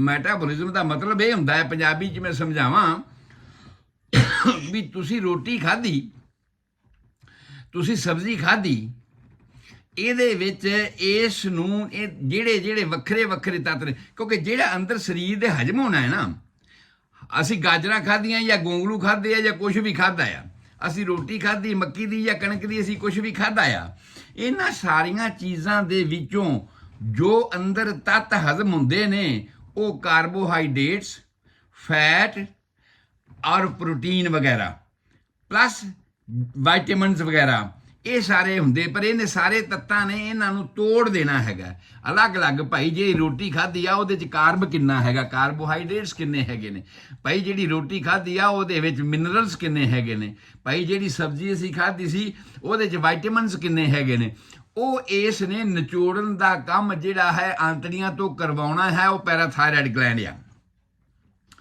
ਸਰੀਰ ਦੀ ਜਿਹੜੀ ਬਣਤਰ ਹੈ ਉਸ ਨੂੰ ਸੁਚਾਰੂ ਰੂਪ ਨਾਲ ਰੱਖਣਾ ਕਿ ਭਾਈ ਐਵੇਂ ਨਾ ਹੋਵੇ ਵੀ ਜ਼ਿਆਦਾ ਫੈਟ ਚੜ ਜਾਵੇ, ਭਾਰਾ ਹੋਵੇ ਸਰੀਰ, ਐਵੇਂ ਨਾ ਹੋਵੇ ਕਿ ਜਿੰਨਾ ਹੀ ਲੋੜ ਹੈਗੀ ਹੈ ਫੈਟ ਦੀ ਓਨਾ ਵੀ ਨਾ ਹੋਵੇ, ਬੰਦੇ ਨੂੰ ਮਰਾਸਮਸ ਹੋਵੇ ਜਿਹਨੂੰ ਸੋਕੜਾ ਕਹਿੰਦੇ ਆ ਅਸੀਂ, ਸੋਕੜਾ ਹੀ ਨਾ ਹੋ ਜਾਵੇ ਕਿਸੇ ਨੂੰ। ਸੋ ਇਹ ਸਾਰੇ ਚੀਜ਼ ਦਾ ਜਿਹੜਾ ਕੰਟਰੋਲ ਕਰਨਾ ਹੈ ਉਹ ਸਾਰਾ ਥਾਇਰਾਇਡ ਦੇ ਰਾਹੀਂ ਪੈਰਾਥਾਇਰਾਇਡ ਹਾਰਮੋਨ ਜਿਹੜਾ ਆ ਉਹ ਕਰਨਾ ਸ਼ੁਰੂ ਕਰ ਦਿੰਦਾ ਹੈ। ਉਸ ਤੋਂ ਬਾਅਦ ਆਪਾਂ ਗੱਲ ਕੀਤੀ ਸੀ ਥਾਈਮਸ ਗਲੈਂਡ ਦੀ। ਥਾਈਮਸ ਗਲੈਂਡ ਆਮ ਤੌਰ ਤੇ ਮਾਂ ਦੇ ਪੇਟ ਵਿੱਚ ਹੀ ਵਿਕਸਿਤ ਹੋ ਜਾਂਦਾ ਆ। ਜਦੋਂ ਬੱਚਾ ਬਾਹਰ ਆਉਂਦਾ ਉਸ ਵੇਲੇ ਇਹਦਾ ਸਾਈਜ਼ ਬਹੁਤ ਵੱਡਾ ਹੁੰਦਾ ਹੈ, ਕਿਉਂਕਿ ਪ੍ਰੋਟੈਕਸ਼ਨ ਇਹਨੇ ਹੀ ਕਰਨੀ ਹੁੰਦੀ ਹੈ। ਜਿਵੇਂ ਆਪਦੀ ਹੀ ਪਹਿਲਾਂ ਕੋਈ ਸਿਕਿਉਰਿਟੀ ਲੈ ਕੇ ਕਿਤੇ ਚਲੇ ਜਾਂਦਾ ਹੈ, ਆਪਦੀ ਸਿਕਿਉਰਿਟੀ ਲੈ ਕੇ ਅਸੀਂ ਕਿਤੇ ਚਲੇ ਜਾਂਦੇ ਹਾਂ ਤੇ ਜਿਸ ਮੇਲੇ ਜਿਸ ਫੰਕਸ਼ਨ 'ਚ ਜਾਂਦੇ ਹਾਂ, ਜਿਸ ਘਰ ਦੇ ਵਿੱਚ ਕੋਈ ਫੰਕਸ਼ਨ ਹੁੰਦਾ ਹੈ, ਅੱਗੇ ਜਾ ਕੇ ਉਹਨਾਂ ਦੀ ਸਿਕਿਉਰਿਟੀ ਜਿਹੜੀ ਹੈ ਫਿਰ ਉਹ ਕੰਮ ਕਰਦੀ ਹੈ। ਇਸੇ ਤਰ੍ਹਾਂ ਹੀ ਇਹ ਜਿਹੜਾ ਥਾਈਮਸ ਗਲੈਂਡ ਹੈ ਇਹ ਕੁਦਰਤ ਵੱਲੋਂ ਬਖਸ਼ਿਆ ਹੋਇਆ ਸਾਡਾ ਪਹਿਲਾ ਤੋਹਫਾ ਆ। ਪਹਿਲਾਂ ਵੀ ਤੇਰੀ ਸੰਭਾਲ ਹੋਊਗੀ, ਜਾ ਤੂੰ ਕੋਈ ਗੱਲ ਨਹੀਂ, ਕੋਈ ਫਿਕਰ ਨਾ ਕਰ, ਜੇ ਹਵਾ ਦੇ ਵਿੱਚ ਕੋਈ ਜਰਾਸੀਮ ਆਉਣਗੇ ਤੇ ਮੈਂ ਬਚਾਅ ਕਰੂੰਗਾ, ਜੇ ਤੁਹਾਡੇ ਪਾਣੀ ਪੂਣੀ ਜੋ ਤੁਸੀਂ ਦੁੱਧ ਪੀਣਾ ਹੈਗਾ ਆ ਉਹਦੇ 'ਚ ਕੋਈ ਨੁਕਸ ਵਾਲੀ ਗੱਲ ਹੋਏਗੀ ਤੇ ਮੈਂ ਕੰਟਰੋਲ ਕਰੂੰਗਾ। ਜੇ ਕਿਸੇ ਵੀ ਤਰ੍ਹਾਂ ਦਾ ਇਨਫੈਕਸ਼ਨ ਬਾਹਰੋਂ ਤੈਨੂੰ ਆ ਗਿਆ ਮਾਂ ਵੱਲੋਂ ਜਾਂ ਹੋਰ ਜਿਹੜਾ ਤੈਨੂੰ ਚੁੰਮਣ ਚੱਟਣ ਆਊਗਾ ਪਹਿਲੀ ਦਫਾ ਉਹਦੇ ਵਿੱਚੋਂ ਆ ਗਿਆ ਤੇ ਉਹਦਾ ਕੰਟਰੋਲ ਮੈਂ ਕਰੂੰਗਾ। ਇਹ ਸਾਰਾ ਥਾਈਮਸ ਦਾ ਕੰਮ ਹੁੰਦਾ ਆ। ਜਦੋਂ ਬੱਚਾ ਵੱਡਾ ਹੁੰਦਾ ਜਾਂਦਾ ਤੇ ਹੌਲੀ ਹੌਲੀ ਇਸ ਥਾਈਮਸ ਦਾ ਸਾਈਜ਼ ਘਟਦਾ ਜਾਂਦਾ ਹੈ, ਔਰ ਥਾਈਮਸ ਦੇ ਸਾਈਜ਼ ਘਟਣ ਤੋਂ ਬਾਅਦ ਇਹ ਹੋਰ ਜ਼ਿਆਦਾ ਛੋਟਾ ਹੋਣ ਦੇ ਨਾਲ ਇਹ ਹੋਰ ਜ਼ਿਆਦਾ ਐਕਟਿਵ ਹੋ ਜਾਂਦਾ ਹੈ। ਭਾਵ ਆਪਣਾ ਇਸ ਤਰ੍ਹਾਂ ਦਾ ਫਲਾਓ ਕਰ ਲੈਂਦਾ ਵੀ ਆਪਣਾ ਡਿਪਾਰਟਮੈਂਟ ਖਿਲਾਰ ਲੈਂਦਾ, ਆਪਣਾ ਡਿਪਾਰਟਮੈਂਟ ਖਿਲਾਰ ਕੇ ਇਹ ਕੰਮ ਤਿਲੀ ਨੂੰ ਵੀ ਦੇ ਦਿੰਦਾ ਵੀ ਜਿਹੜੀ ਸਾਡੀ ਸਪਲੀਨ ਹੈਗੀ ਹੈ ਤਿਲੀ ਤੋਂ ਵੀ ਕੰਮ ਕਰਵਾਉਂਦਾ ਹੈਗਾ। ਇਸੇ ਤਰ੍ਹਾਂ ਤਿਲੀ ਦੇ ਅਧੀਨ ਅੱਗੇ ਇੱਕ ਲਿੰਫ ਚੈਨਲ ਤਿਆਰ ਕਰ ਦਿੱਤਾ ਗਿਆ ਜਿਹਨੇ ਲਿੰਫ ਨੂੰ ਇਕੱਠਾ ਕਰਨਾ ਹੈ ਤੇ ਉਹਦੇ ਵਿੱਚ ਜਿੰਨਾ ਵੀ ਜ਼ਹਿਰੀਲਾ ਮਾਦਾ ਹੈਗਾ ਹੈ ਉਸ ਨੂੰ ਇਕੱਠਾ ਕਰਕੇ ਤੇ ਉਹਨੂੰ ਨਿਊਟਰਲਾਈਜ਼ ਕਰਨਾ ਹੈ। ਭਾਈ ਇਹ ਜਿਹੜਾ ਖਰਾਬੀ ਕਰੇਗਾ ਤੇ ਇਹਦਾ ਨਿਊਟਰਲਾਈਜ਼ ਕਰ ਦਿਓ। ਸੋ ਇਸ ਤਰ੍ਹਾਂ ਕਰਕੇ ਇਹ ਸਾਰਾ ਜਿਹੜਾ ਕੰਮ ਹੈ ਇਹ ਥਾਈਮਸ ਦਾ ਹੁੰਦਾ ਹੈ। ਪਰ ਥਾਈਮਸ ਤੱਕ ਉਦੋਂ ਗੱਲ ਪਹੁੰਚਦੀ ਹੈ ਜਦੋਂ ਕਿਸੇ ਵੀ ਬਿਮਾਰੀ ਦੇ ਵਿੱਚ ਜਿਵੇਂ ਕੈਂਸਰ ਵਗੈਰਾ ਜਾਂ ਇਸ ਤਰ੍ਹਾਂ ਦੀਆਂ ਚੀਜ਼ਾਂ ਹੋ ਗਈਆਂ ਜਾਂ ਉਹ ਇਨਫੈਕਸ਼ਨ ਜਿਹੜਾ ਸਮੇਂ ਸਿਰ ਠੀਕ ਨਹੀਂ ਹੋ ਸਕਿਆ ਤੇ ਲਗਾਤਾਰ ਉਹ ਵੱਧਦਾ ਹੀ ਜਾ ਰਿਹਾ ਹੈ, TB ਵਗੈਰਾ ਹੈਗੀ ਹੈ। ਇਹੋ ਜਿਹੀਆਂ ਕੰਡੀਸ਼ਨਾਂ ਦੇ ਵਿੱਚ ਕੀ ਹੁੰਦਾ ਹੈ ਕਿ ਸਾਡੀਆਂ ਲਿੰਫ ਦੀਆਂ ਗਿਲਟੀਆਂ ਦੇ ਵਿੱਚ ਇੰਨਾ ਜ਼ਿਆਦਾ ਮਵਾਦ ਆ ਜਾਂਦਾ ਹੈ ਜਿਹੜਾ ਫਿਲਟਰ ਨਹੀਂ ਹੋ ਸਕਦਾ ਲਿੰਫ ਚੈਨਲ ਦੇ ਵਿੱਚੋਂ, ਜਿਹੜਾ ਫਿਲਟਰ ਨਹੀਂ ਹੋ ਸਕਦਾ ਰੈਟੀਕੂਲੋ ਇੰਡੋਥੈਲੀਅਲ ਸਿਸਟਮ ਅਸੀਂ ਇਸ ਨੂੰ ਕਹਿੰਦੇ ਹਾਂ, ਜਿਹੜਾ ਤਿਲੀ ਕਰਦੀ ਹੈ, ਜਿਹੜਾ ਕੰਮ ਤਿਲੀ ਕਰਦੀ ਹੈ ਕਿ ਉਹ ਸਾਰੇ ਜਿਹੜੇ ਟੌਕਸਿਨ ਵਾਲੇ ਬੈਕਟੀਰੀਆਜ਼ ਆਏ ਹੋਏ ਆ ਉਹਨਾਂ ਨੂੰ ਮਾਰਦੀ ਹੈ। ਜਦੋਂ ਇਹ ਗੱਲ ਉਹਦੇ ਤੋਂ ਬੇਕਾਬੂ ਹੋ ਜਾਂਦੀ ਹੈ ਕਿ ਬਈ ਹੁਣ ਤੇ ਥਾਂ ਸਰੀਰ 'ਚ ਗਿਲਟੀਆਂ ਹੋ ਗਈਆਂ, ਹੁਣ ਤੇ ਸਾਰਾ ਕੁਝ ਵੱਧ ਗਿਆ ਔਰ ਤਿਲੀ ਆਪਣਾ ਕੰਮ ਵੀ ਕਰ ਰਹੀ ਹੈ, ਜਿਹੜੀਆਂ ਲਿੰਫ ਦੀਆਂ ਗਿਲਟੀਆਂ ਨੇ ਉਹ ਵੀ ਉਹਨਾਂ ਨੂੰ ਕੰਟਰੋਲ ਕਰਨ ਦੀ ਕੋਸ਼ਿਸ਼ ਕਰ ਰਹੇ ਨੇ, ਫਿਲਟਰ ਕਰ ਰਹੇ ਨੇ ਉਹਨਾਂ ਨੂੰ, ਤੇ ਹੁਣ ਬੇਕਾਬੂ ਹੋ ਗਿਆ। ਤੇ ਜਦੋਂ ਇਸ ਤਰ੍ਹਾਂ ਦੀ ਕੰਡੀਸ਼ਨ ਆਉਂਦੀ ਹੈ, ਮੰਨ ਲਓ ਸਡਨ ਇੱਕ ਹਾਰਟ ਅਟੈਕ ਹੀ ਹੋ ਗਿਆ, ਸਡਨ ਇੱਕ ਸਟ੍ਰੋਕ ਹੋ ਗਿਆ, ਤਾਂ ਉਸ ਵੇਲੇ ਇਹ ਥਾਈਮਸ ਪ੍ਰੋਟੈਕਸ਼ਨ ਵਾਸਤੇ ਆਉਂਦਾ ਵੀ ਮੈਂ ਕਰਦਾ ਇਹਦੀ ਗੱਲ। ਜਿਵੇਂ ਅਸੀਂ ਕਹਿੰਦੇ ਜੇ ਜ਼ਿਆਦਾ ਮੁੰਡਿਆਂ ਤੋਂ ਗੱਲ ਵਿਗੜ ਜਾਏ ਤੇ ਫਿਰ ਕਹਿੰਦੇ ਘਰ ਦੇ ਬਜ਼ੁਰਗ ਨੂੰ ਬੁਲਾ ਲਓ, ਉਹਦੀ ਗੱਲ ਸੁਣ ਲਓ, ਫਿਰ ਉਹਦੇ ਸਾਰੇ ਮੰਨ ਲੈਂਦੇ ਆ। ਇਸ ਤਰ੍ਹਾਂ ਕਰਕੇ ਇਹ ਥਾਈਮਸ ਗਲੈਂਡ ਜਿਹੜਾ ਸਾਡਾ ਹਾਰਟ ਦੇ ਉੱਪਰ ਲੱਗਿਆ ਹੁੰਦਾ ਹੈ, ਛਾਤੀ ਦੇ ਵਿਚਕਾਰ ਹੁੰਦਾ ਹੈ, ਦੋਹਾਂ ਫੇਫੜਿਆਂ ਦੇ ਵਿਚਕਾਰ ਮੀਡੀਆਸਟਾਈਨਮ ਨਾਂ ਦਾ ਨੋ ਮੈਨਸ ਲੈਂਡ ਜਿਹਨੂੰ ਅਸੀਂ ਕਿਹਾ ਸੀਗਾ ਵੈਸੇ ਸਮਝਾਉਣ ਵਾਸਤੇ, ਉਸ ਥਾਂ ਦੇ ਉੱਤੇ ਇਹ ਸਾਡਾ ਥਾਈਮਸ ਗਲੈਂਡ ਹੁੰਦਾ। ਤੇ ਇੰਨਾ ਵੱਡਾ ਮੇਜਰ ਕੰਮ ਇਹਦੇ ਜੁੰਮੇ ਆ ਬਈ ਠੀਕ ਹੈ ਭਾਈ ਕੰਮ ਤੇ ਤੁਸੀਂ ਕਰਾਓ, ਪਰ ਜੇ ਕਿਤੇ ਗਲਤੀ ਹੋ ਜੂਗੀ ਤੇ ਕੋਈ ਗੱਲ ਨਹੀਂ ਮੈਂ ਸੰਭਾਲ ਲਾਂਗਾ। ਇਹ ਸਾਰਾ ਸੰਭਾਲਣ ਵਾਲਾ ਜਿਹੜਾ ਕੰਮ ਹੈ ਥਾਈਮਸ ਦਾ। ਉਸ ਤੋਂ ਬਾਅਦ ਆਪਾਂ ਗੱਲ ਕੀਤੀ ਸੀ ਅਡਰੇਨਾਲਿਨ ਗਲੈਂਡ ਦੀ। ਜਿਹੜਾ ਕਿਡਨੀਆਂ ਦੇ ਉੱਪਰ ਸਾਡੀਆਂ 2 ਕਿਡਨੀਆਂ ਨੇ ਜਿਹੜੀਆਂ ਪੇਟ ਦੇ ਵਿੱਚ ਲੱਗੀਆਂ ਹੁੰਦੀਆਂ, ਜਿੱਥੇ ਲੰਬਰ ਏਰੀਆ ਹੈ ਨਾ, ਜਿਹੜਾ ਛੋਟਾ ਲੱਕ ਅਸੀਂ ਕਹਿੰਦੇ ਹਾਂ, ਲੱਕ ਦਾ ਹੇਠਲਾ ਹਿੱਸਾ ਜਿਹਨੂੰ ਅਸੀਂ ਕਹਿੰਦੇ ਹਾਂ, ਜਿੱਥੇ ਹਿਪਸ ਸਾਡੀਆਂ ਨੇ, ਮੰਨ ਲਿਆ ਜਾਏ ਤੁਸੀਂ ਬੈਲਟ ਬੰਨ੍ਹਦੇ ਹੋ, ਤੇ ਜਿੱਥੇ ਬੈਲਟ ਬੰਨ੍ਹਦੇ ਹੋ ਤੇ ਸਭ ਤੋਂ ਉੱਚੀ ਹੱਡੀ ਤੁਹਾਨੂੰ ਦਿਖਾਈ ਦਿੰਦੀ ਹੈ ਚੂਲੇ ਦੀ, ਬੈਕ ਸਾਈਡ ਤੇ ਉਸ ਲੈਵਲ ਤੋਂ ਉੱਪਰ ਵਾਲੇ ਪਾਸੇ ਦਾ ਜਿੰਨਾ ਹਿੱਸਾ ਹੈ ਛਾਤੀ ਤੱਕ, ਉਸ ਨੂੰ ਛੋਟਾ ਲੱਕ ਅਸੀਂ ਕਹਿੰਦੇ ਹਾਂ। ਔਰ ਉਸ ਛੋਟੇ ਲੱਕ ਦੇ ਨਾਲ ਜੁੜੀਆਂ ਹੋਈਆਂ 2 ਕਿਡਨੀਆਂ ਹੁੰਦੀਆਂ ਨੇ, ਜਿਨ੍ਹਾਂ ਦਾ ਆਪਣਾ ਹੀ ਦਾਰੋਮਦਾਰ ਹੈ, ਉਹ ਆਪਣੀ ਫੈਕਟਰੀ ਆਪ ਹੀ ਚਲਾਉਂਦੀਆਂ ਨੇ। ਪਰ ਉਸ ਫੈਕਟਰੀ ਨੂੰ ਚਲਾਉਣ ਵਾਸਤੇ ਵੀ ਅਸੀਂ ਉੱਪਰ ਦੱਸ ਆਏ ਹਾਂ ਕਿ ਪਿਚਰੋਟੀ ਗਲੈਂਡ ਦਾ ਬਹੁਤ ਵੱਡਾ ਰੋਲ ਆ। ਤੁਸੀਂ ਉਹਦਾ ਕੰਮ ਤੇ ਹੈਗਾ ਨਾ ਪਿਸ਼ਾਬ ਨੂੰ ਕੰਟਰੋਲ ਕਰਨਾ ਤੇ ਪਿਸ਼ਾਬ ਨੂੰ ਬਾਹਰ ਕੱਢਣਾ ਤੇ ਟੌਕਸਿਨ ਜ਼ਹਿਰੀਲੇ ਮਾਦੇ ਬਾਹਰ ਕੱਢਣਾ। ਪਰ ਜੇ ਅਸੀਂ ਕਿਤੇ ਇੰਟਰਵਿਊ ਤੇ ਚਲੇ ਜਾਈਏ, ਜੇ ਅਸੀਂ ਕਿਸੇ ਥਾਂ ਤੇ ਥਾਣੇ ਜਾਣਾ ਹੋਵੇ ਤੇ ਵਾਰ-ਵਾਰ ਲੋਕ ਮੂਤ ਕਰਨ ਜਾਈ ਜਾਂਦੇ, ਪਿਸ਼ਾਬ ਕਰਨ ਜਾਈ ਜਾਂਦੇ ਆ, ਉਹਦੇ ਤੋਂ ਕੰਟਰੋਲ ਨਹੀਂ ਹੁੰਦਾ। ਔਰ ਇਹ ਸਾਰਾ ਜਿਹੜਾ ਕੰਟਰੋਲ ਕਰਨ ਵਾਲਾ ਕੰਮ ਹੈ ਪਿਚਰੋਟੀ ਦਾ ਹੁੰਦਾ ਆ। ਪਰ ਇਹ ਜਿਹੜੇ ਇਹਦੇ ਆਪਣਾ ਕੰਟਰੋਲ ਹੈ ਉਹ ਐਡਰੇਨਾਲਿਨ ਗਲੈਂਡ ਦਾ ਹੈਗਾ। ਇਸ ਐਡਰੇਨਾਲਿਨ ਗਲੈਂਡ ਦੇ ਵਿੱਚੋਂ ਬਹੁਤ ਸਾਰੇ ਹਾਰਮੋਨ ਨਿਕਲਦੇ ਆ। ਇਹਦੇ 2 ਹਿੱਸੇ ਹੋ ਜਾਂਦੇ ਨੇ, ਇੱਕ ਉੱਪਰ ਵਾਲਾ ਖੋਲ ਵਾਲਾ ਹਿੱਸਾ, ਇੱਕ ਹੇਠਾਂ ਵਾਲਾ ਹਿੱਸਾ। ਮੈਡੂਲਾ ਅੰਦਰ ਵਾਲਾ ਹਿੱਸਾ ਹੁੰਦਾ ਆ, ਪੈਰੀਫੇਰੀ ਵਾਲਾ ਹਿੱਸਾ ਜਿਹੜਾ ਉਹ ਸੈਪਰੇਟ ਹੁੰਦਾ ਆ। ਔਰ ਇਹਨਾਂ ਦੋਹਾਂ ਦੇ ਵਿੱਚੋਂ ਹੀ ਹਾਰਮੋਨਸ ਨਿਕਲਦੇ ਨੇ, ਜਿਹਨੂੰ ਅਸੀਂ ਐਪੀਨੇਫਰਾਈਨ ਕਹਿੰਦੇ ਹਾਂ, ਕੋਰਟੀਕੋਸਟੀਰੋਇਡ ਕਹਿੰਦੇ ਹਾਂ। ਇਹ ਸਾਰੇ ਇਹਨਾਂ ਦਾ ਵੀ ਕੰਮ ਹੈ ਪਿਸ਼ਾਬ ਵਾਲੇ ਮੈਟਾਬੋਲਿਜ਼ਮ ਨੂੰ ਕੰਟਰੋਲ ਕਰਨਾ ਔਰ ਰੈਸਪੀਰੇਸ਼ਨ ਨੂੰ ਕੰਟਰੋਲ ਕਰਨਾ। ਜਿਹਦੀਆਂ ਕਿਡਨੀਆਂ ਖਰਾਬ ਹੋ ਜਾਂਦੀਆਂ ਉਹਨੂੰ ਤੁਸੀਂ ਵੇਖੋ ਸਾਹ ਚੜਿਆ ਹੁੰਦਾ, ਹਮੇਸ਼ਾ ਹੀ ਬੈਠਿਆਂ ਨੂੰ ਵੀ ਸਾਹ ਚੜਿਆ ਹੁੰਦਾ ਹੈ। ਤੇ ਜਦੋਂ ਐਸੀ ਕੰਡੀਸ਼ਨ ਹੋਵੇ ਵੀ ਆਰਾਮ ਨਾਲ ਬੰਦਾ ਬੈਠਾ ਆ, ਚਿਹਰੇ ਤੇ ਵੀ ਸੋਜ ਪੈ ਗਈ ਹੈ, ਜਿਹੜੀ ਦਿਸਦੀ ਪਈ ਹੈ, ਸਾਹ ਵੀ ਇਹਨੂੰ ਚੜਿਆ ਹੋਇਆ ਹੈ, ਤੇ ਸਪਸ਼ਟ ਜਾਣੋ ਕਿ ਉਹਦੇ ਕਿਡਨੀਆਂ ਵਿੱਚ ਨੁਕਸ ਪੈ ਗਿਆ ਹੈਗਾ। ਡਾਕਟਰ ਲੋਕ ਕਿਉਂ ਕਹਿੰਦੇ ਨੇ ਕਿ ਜਦੋਂ ਅਸੀਂ ਚਿਹਰਾ ਵੇਖਦੇ ਹਾਂ ਪੇਸ਼ੈਂਟ ਦਾ ਤੇ ਸਾਨੂੰ ਬਹੁਤ ਸਾਰੀਆਂ ਬਿਮਾਰੀਆਂ ਦਾ ਪਤਾ ਲੱਗ ਜਾਂਦਾ ਹੈ। ਇਸੇ ਕਰਕੇ ਪਤਾ ਲੱਗ ਜਾਂਦਾ। ਡਾਕਟਰ ਜੋਤਸ਼ੀ ਨਹੀਂ ਹੁੰਦੇ, ਉਹ ਇਹਨਾਂ ਹਾਲਾਤਾਂ ਦੇ ਕਰਕੇ, ਇਹਨਾਂ ਕੰਡੀਸ਼ਨਾਂ ਦੇ ਕਰਕੇ ਹੀ ਇਹ ਕਹਿੰਦੇ ਨੇ ਕਿ ਸਾਨੂੰ ਪਤਾ ਆ ਕਿ ਐਡਰੇਨਾਲਿਨ ਗਲੈਂਡ ਨੇ ਜੋ ਕੁਝ ਕਰਨਾ ਸੀ ਉਹ ਨਾਰਮਲ ਨਹੀਂ ਕਰ ਸਕਿਆ। ਜੇ ਨਾਰਮਲ ਨਹੀਂ ਕਰ ਸਕਿਆ, ਇਸੇ ਕਰਕੇ ਪਾਣੀ ਪੂਰਾ ਉਹ ਬਾਹਰ ਨਹੀਂ ਕੱਢ ਸਕਿਆ। ਭਾਵੇਂ ਕਿ ਇਹਨੂੰ ਡਾਇਰੈਕਸ਼ਨ ਪਿਚਰੋਟੀ ਗਲੈਂਡ ਨੇ ਦੇਣੀ ਸੀ, ਪਰ ਕਰਨਾ ਤੇ ਇਹਨੇ ਸੀ ਨਾ, ਉਹਨੇ ਤੇ ਕਹਿਣਾ ਸੀ ਵਿਆਹ ਕਰੋ, ਇਹਨੇ ਕਰਨਾ ਸੀ ਤੇ ਹੋਇਆ ਨਹੀਂ, ਜਿਸ ਕਰਕੇ ਜਿਹੜਾ ਪਾਣੀ ਪੂਰੀ ਤਰ੍ਹਾਂ ਸਰੀਰ ਚੋਂ ਬਾਹਰ ਨਹੀਂ ਨਿਕਲ ਸਕਿਆ, ਜਿਸ ਕਰਕੇ ਸੋਜ ਪੈ ਗਈ, ਹਾਰਟ ਰੇਟ ਦੇ ਵਿੱਚ ਫਰਕ ਆ ਗਿਆ, ਬਲੱਡ ਜਿਹੜਾ ਅਸੀਂ ਬਲੱਡ ਪ੍ਰੈਸ਼ਰ ਹੈ ਉਹ ਲੋ ਹੋ ਗਿਆ ਆ, ਰੈਸਪੀਰੇਸ਼ਨ ਸਾਡਾ ਆਕਸੀਜਨ ਪੂਰੀ ਨਹੀਂ ਹੁੰਦੀ, ਇਸ ਕਰਕੇ ਵਾਰ-ਵਾਰ ਤੇਜ਼ ਚੱਲਣਾ ਸ਼ੁਰੂ ਹੋ ਗਿਆ। ਔਰ ਇਸ ਐਡਰੇਨਾਲਿਨ ਗਲੈਂਡ ਦਾ ਇਫੈਕਟ ਸਾਡੇ ਸੈਕਸੁਅਲ ਫੰਕਸ਼ਨ ਦੇ ਵਿੱਚ ਵੀ ਹੁੰਦਾ ਹੈਗਾ। ਆਮ ਤੌਰ ਤੇ ਮੈਂ ਕੱਲ ਗੱਲ ਕਰ ਚੁੱਕਿਆ ਹਾਂ ਕਿ ਮੱਝਾਂ ਗਾਵਾਂ ਨੂੰ ਚੋਣ ਸਮੇਂ ਟੀਕਾ ਜਿਹੜਾ ਲਾਇਆ ਜਾਂਦਾ ਹੈ ਉਹ ਆਕਸੀਟੋਸਿਨ ਵਗੈਰਾ ਦਾ ਟੀਕਾ ਲਾਇਆ ਜਾਂਦਾ, ਜਿਹੜਾ ਪਿਚੁਟਰੀ ਹਾਰਮੋਨ ਹੁੰਦਾ ਆ। ਪਰ ਉਹ ਕਰਦਾ ਕਿਹਦੇ ਰਾਹੀਂ ਹੈ? ਐਡਰੇਨਾਲਿਨ ਗਲੈਂਡ ਦੇ ਰਾਹੀਂ। ਉਹਦਾ ਐਡਰੇਨਾਲਿਨ ਗਲੈਂਡ ਦੇ ਰਾਹੀਂ। ਕੁਝ ਮਿੱਤਰ ਮੇਰੇ ਇਹ ਗੱਲ ਵੈਸੇ ਕਿਉਂਕਿ ਮੈਂ ਡਾਕਟਰ ਹਾਂ, ਮੈਨੂੰ ਇਸ ਕਰਕੇ ਕਹਿਣੀ ਪਵੇਗੀ ਭਈ ਕਈ ਵਾਰ ਐਸਾ ਹੁੰਦਾ ਕਿ ਤੁਸੀਂ ਹਰ ਤਰ੍ਹਾਂ ਦੀ ਪੂਰੀ ਤਿਆਰੀ ਕੀਤੀ ਹੁੰਦੀ ਹੈ ਸੈਕਸ ਕਰਨ ਵਾਸਤੇ, ਪਰ ਜਦੋਂ ਤੁਸੀਂ ਸੈਕਸ ਕਰਨ ਜਾਂਦੇ ਹੋ ਉਸੇ ਵੇਲੇ ਤੁਹਾਡਾ ਸਭ ਕੁਝ ਡਾਊਨ ਹੋ ਜਾਂਦਾ ਹੈ ਤੇ ਤੁਸੀਂ ਕਰਨ ਯੋਗ ਨਹੀਂ ਰਹਿੰਦੇ। ਇਹ ਕੰਮ ਨਹੀਂ ਐਡਰੇਨਾਲਿਨ ਗਲੈਂਡ ਦਾ ਹੈ। ਖਾਸ ਤੌਰ ਤੇ ਜਦੋਂ ਤੁਸੀਂ ਮੈਰਿਡ ਲਾਈਫ ਤੋਂ ਬਾਹਰ ਜਾ ਕੇ ਕਿਸੇ ਥਾਂ ਤੇ ਸੈਕਸ ਕਰਦੇ ਹੋ, ਉਸ ਵੇਲੇ ਇਸ ਐਡਰੇਨਾਲਿਨ ਦਾ ਫੰਕਸ਼ਨ ਜਿਹੜਾ ਆ ਅਗਰ ਫੇਲ ਹੋ ਗਿਆ ਤੇ ਇਹ ਸਾਰਾ ਕੁਝ ਉਹਦੇ ਨਾਲ ਹੋਣਾ। ਹਾਲਾਂਕਿ ਅਸੀਂ ਸਮਝਦੇ ਹਾਂ ਕਿ ਟੈਸਟੋਸਟੈਰੋਨ ਹਾਰਮੋਨ ਜਿਹੜਾ ਹੈ ਉਹ ਸੈਕਸ ਪਰਫਾਰਮੈਂਸ ਵਾਸਤੇ ਵਰਕ ਕਰਦਾ ਹੈ, ਪਰ ਨਹੀਂ। ਜੇ ਐਡਰੇਨਾਲਿਨ ਗਲੈਂਡ ਨਾਰਮਲ ਨਾ ਹੋਇਆ, ਜਿਹੜਾ ਐਕਸਾਈਟਮੈਂਟ ਵਿੱਚ ਹੈ, ਅਸੀਂ ਬਾਹਰ ਜਾ ਕੇ ਗਲਤ ਕੰਮ ਕਰ ਰਹੇ ਹਾਂ, ਬਾਹਰ ਜਾ ਕੇ ਕਰ ਰਹੇ ਹਾਂ, ਆਊਟ ਆਫ ਮੈਰਿਜ ਕਰ ਰਹੇ ਹਾਂ, ਤੇ ਸਾਨੂੰ ਘਬਰਾਹਟ ਰਹੇਗੀ, ਸਾਨੂੰ ਪਰੇਸ਼ਾਨੀ ਰਹੇਗੀ। ਔਰ ਇਹ ਘਬਰਾਹਟ, ਪਰੇਸ਼ਾਨੀ, ਗੁੱਸਾ, ਫਿਕਰ, ਗਮ, ਰੋਣਾ, ਡਰ, ਇਹ ਸਾਰੇ ਦਾ ਸਾਰਾ ਕੰਮ ਐਡਰੇਨਾਲਿਨ ਗਲੈਂਡ ਦਾ ਹੈਗਾ। ਇਹ ਸਾਰੇ ਕੰਮ ਐਡਰੇਨਾਲਿਨ ਗਲੈਂਡ ਕਰਦਾ ਹੈਗਾ। ਔਰ ਉਸ ਹਾਲਾਤ ਦੇ ਵਿੱਚ ਜਦੋਂ ਬੰਦਾ ਡਰ ਹੋਵੇ ਉਦੋਂ ਸੈਕਸ ਦੀ ਗੱਲ ਨਹੀਂ ਉਹ ਕਰ ਸਕਦਾ। ਜਦੋਂ ਬੰਦਾ ਨੂੰ ਡਰ ਹੋਵੇ ਉਦੋਂ ਸਾਹ ਨਾਰਮਲ ਨਹੀਂ ਲੈ ਸਕਦਾ। ਉਹ ਭਾਈ ਸਾਹ ਕੰਟਰੋਲ ਕਰ, ਕੁਝ ਨਹੀਂ ਹੋ ਗਿਆ, ਠੀਕ ਹੋ ਜਾਏਗਾ, ਸਾਰਾ ਕੁਝ ਹੋ ਜਾਏਗਾ, ਪਰ ਉਹਦੇ ਤੋਂ ਕੰਟਰੋਲ ਨਹੀਂ ਹੁੰਦਾ।